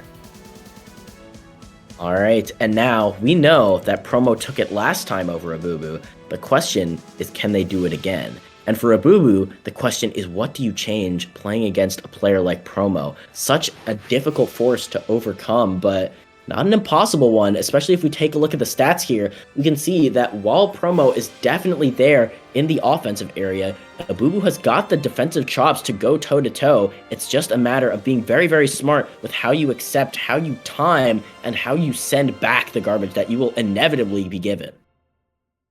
Yeah, honestly, Seed 1 versus Seed 33 is looking a little bit rough. But, you know, we've seen crazier things happen in the Tetr World Championship, so you better be surprised, or you better be ready for the surprises that Abubu is going to bring to the table for tonight. Absolutely, and after slogging through such a long set of matches, I mean, we know that Abubu has the stamina.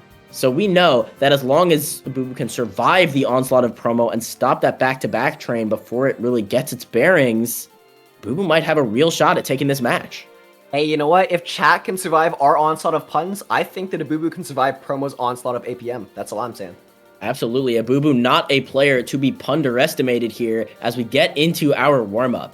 Never mind. Get me out of here. Get me out of here. Production, save me. He's punishing me. But it seems like Promo is going to be bringing on the punishment here. Getting to warm up here. A little bit of back-to-back to start, but also following up with a couple misdrops here. I think Promo's striding a little bit too hard for this warm-up, and Abubu is, wow, decisively taking that one. Alright, and Abubu wins! That is Grand Finals! Thank you all so much for coming out to watch Tetr World Championship Group. Oh, well, yeah, no, only the warm-up, unfortunately. You know, they liked it so much, they wanted to do it again. For the fans, for all of you in chat, itching to see some more epic Tetr gameplay, they just did it all again for you.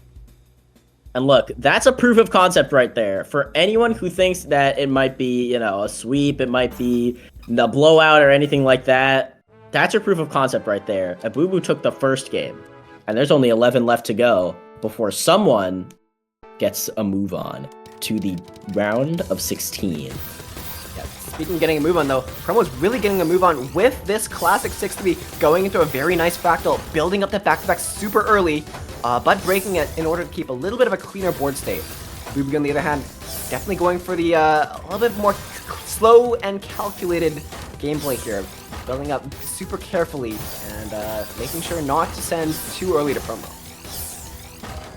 Ooh, and now it is Promo sitting on 8 back-to-back, who's going to be taking the first round of the main match, proving that that may just have been a fluke, that may have been a warm-up, something to get the hands ready to groove. And Abubu, on the other hand, is having to prove that they can go toe-to-toe with a player who is such a dominant force in the community and such a powerful threat to just play against.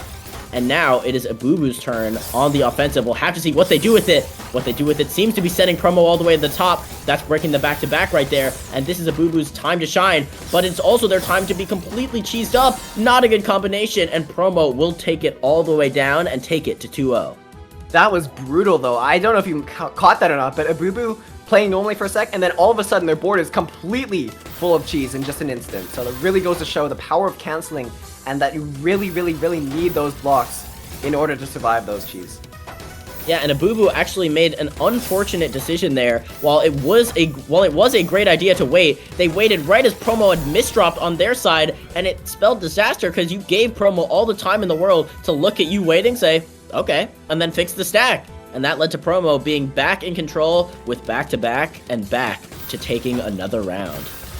Alright, back to the game though. It seems like Abubu going for the SCPC, transitioning to a pretty solid mid game, but Promo's APM back-to-back 5 is looking a little bit scary. until they break it, and giving Abubu a chance to fight back and build up their own attacks here. And speaking of build, the pressure is building on Abubu's side, and all clear from Promo coming out mid-game. Huge. Promo's definitely looking for the TST there, but not going to have the J piece to fill in that main part and build up the TST's central body. So decides to just opt out of that and cancel while they still have a chance to. And instead, Promo is building up this 5-4 stack and starting to get some back-to-back going, but instead getting cheesed up as Abubu's defense comes in full force here, stopping that back-to-back in its tracks before it can start and before it can prove to be deadly. Absolutely, yeah. Very unfortunate that Abubu could not capitalize on Promo's board state. But honestly, playing against Promo, you need to do anything you can do to even survive, let alone punish back. But it seems like Promo is still going to do the one punishing for this Grand Finals match. And as a reminder, Abubu does need to take a bracket reset, winning twice in order to win the Grands here. Absolutely. There's only one thing harder than stopping Promo and bracket, and that's stopping Promo and bracket twice. So definitely a tough mountain to climb, but not an insurmountable one for a player as skilled as Abubu. And meanwhile, Promo is absolutely going ham with that mid-game DT cannon off of the back-to-back. Insane levels of APM, 5-0 Promo right now. And what do you think Abubu has to even can do to stop this onslaught? The biggest rough point for Abubu so far seems to be their misdrops. Very understandable playing against Promo, who is so fast. But I think that if Abubu can keep their misdrops under control and punish at opportune times, we could see areas where Promo is in a bad spot. But speaking of bad spots though, Abubu is in a really bad spot as Promo has a 9-0 well, completely taking the punish, and a 6-0 lead against Abubu. Abubu's really needing to think about optimal placements and optimal ways to survive and punish back if they want to win this. Alright, and now it is Promo who is getting back-to-back at the moment here. Abubu sitting on 5 and a bunch of clean garbage to boot, up 15 into the TSS, 17, 29. Huge damage coming out from Abubu, but Promo was ready to accept their sacrifice to back-to-back in the process, but staying alive for now. And now Abubu is once again on the defensive here, a change from what we saw just a moment ago, but it could be a deadly one. And Promo is starting to respond in kind with the back-to-back, forcing Abubu to break theirs and starting to build up some back-to-back of their own. Yeah, Abubu does have some cheese to deal with right now. I feel like if they're playing against someone like Backchest earlier, they could have just built up on top of it, but playing against Promo, they really cannot afford to greed unless their back-to-back is already significant enough. And it seems like Promo is putting on enough pressure that Abubu does not have the luxury of just building up some more back-to-back at the moment. Speaking of back-to-back though, Promo looking to go with a kind of LST shape, building up as much back-to-back as they can. Back-to-back 4 and a 5. Abubu pushed to the top of the board, struggling to escape here, and they just need this piece, but I don't think it's going to work out for them as Promo takes his 7th round, just like his 7th O. I think it's 7, right? 2, 4. All right. Yeah. And it is sweep potential right now for Promo. A grand final sweep would be making a statement going to the round of 16, but Abubu has no plans to let that happen. Starting to speed up here and get down with this clean stacking that we've seen. Gets a nice combo out, but even then, as they were actively comboing, they were still being out APM'd by Promo, and Promo bring it up to 8-0. Honestly, that 28 spike from Promo is disgusting, and not only are the spikes huge from Promo, they are super fast too. I don't know if you can tell, but Promo's almost a full PPS faster than Abubu, putting out a lot of pressure to boot too. It's not even like the Promo's just a strider, they have the power to make some pretty solid plays and punish too. Alright, and now Abubu is going to have to do some punishing at the very current moment as Promo has no back-to-back to be found. Right as I say that though, that has already changed in the time it took for me to say that. But Abubu has 20 spikes off of their back-to-back and 9 of that back-to-back to go around. How good? What's the usage that they can get out of this is remains to be seen, but so far they have been doing a great job bringing it up to 15, 16, and against a player like Promo, this is exactly where you want to be. You want to be controlling the offensive pace of this match, and Abubu is doing just that. Unfortunately, forced to break it, being so cheesed up on top of that. A very good decision to avoid greeting too hard because you can get counter-spiked at a moment's notice, but that is definite evidence that Abubu can take control, so Promo cannot get too comfortable here. Absolutely. And speaking of getting too comfortable, it seems like Abubu is able to capitalize on Promo's board state and take their first round, which is crazy. Not even the back-to-back, but it was just right afterwards. I really hope that Abubu does have enough to come back from this, but Promo is not going to let that one slide, building a back-to-back of their own at a blistering speed that they are known for. Yeah, and speaking of blisters, you gotta imagine Abubu's got some blisters on their hands playing this fast to keep up with Promo. They are going almost a full 0.5 PPS faster than they normally play, and so consistently for so long too. An incredible showing, but speaking of incredible, that was an incredible amount of APM being sent over by Promo to bring it up to 9-1. Yeah, this is a disgusting lead for Abubu, who is undoubtedly feeling the pressure of the score so far.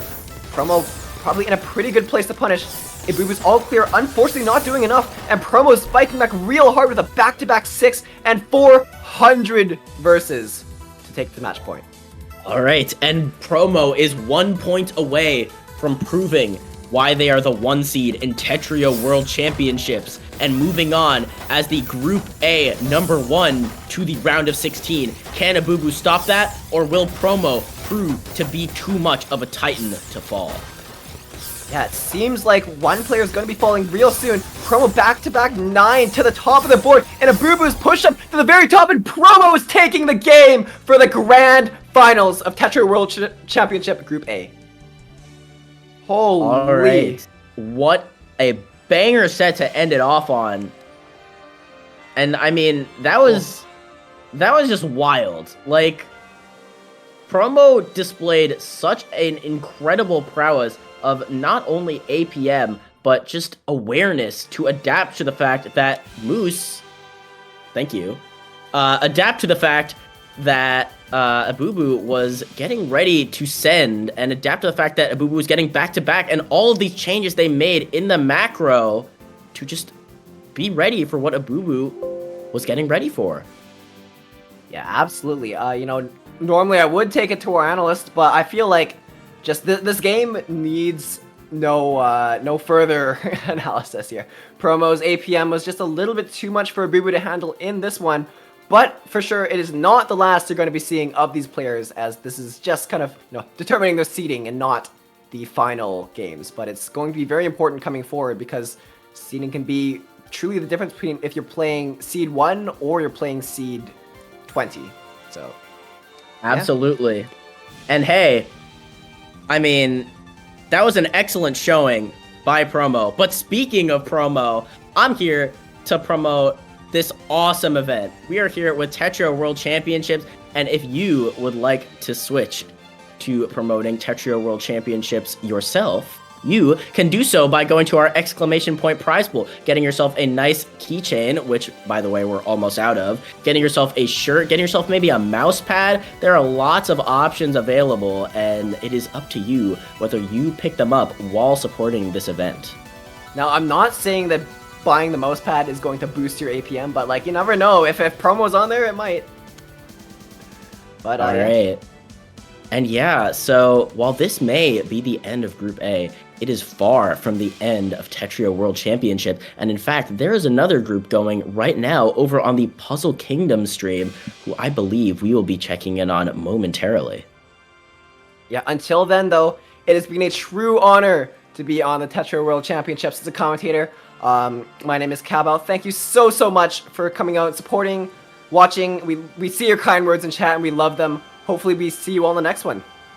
Absolutely. It has been a good time being here, and I am very glad I was given this opportunity, and I hope you all enjoy even more Tetrio World Championship content. Oh, bonus for the Sakis. Ah, peace.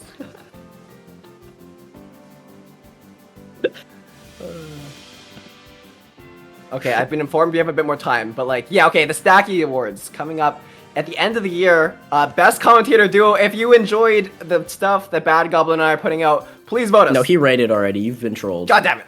No! Azura! My product placement. I can't believe you didn't switch to the thing. You didn't let me cook. I was gonna say, and speaking of promo. I just oh yeah, like no, that you're sometimes. doing the best. It's okay. Commentary's fine. Hey, well, Thank we you. appreciate the opportunity, and hey, we will see you guys around. Look, if you invite me, I'll If be you want there. us. All right, Thank have you, a good Moose. one. See you around.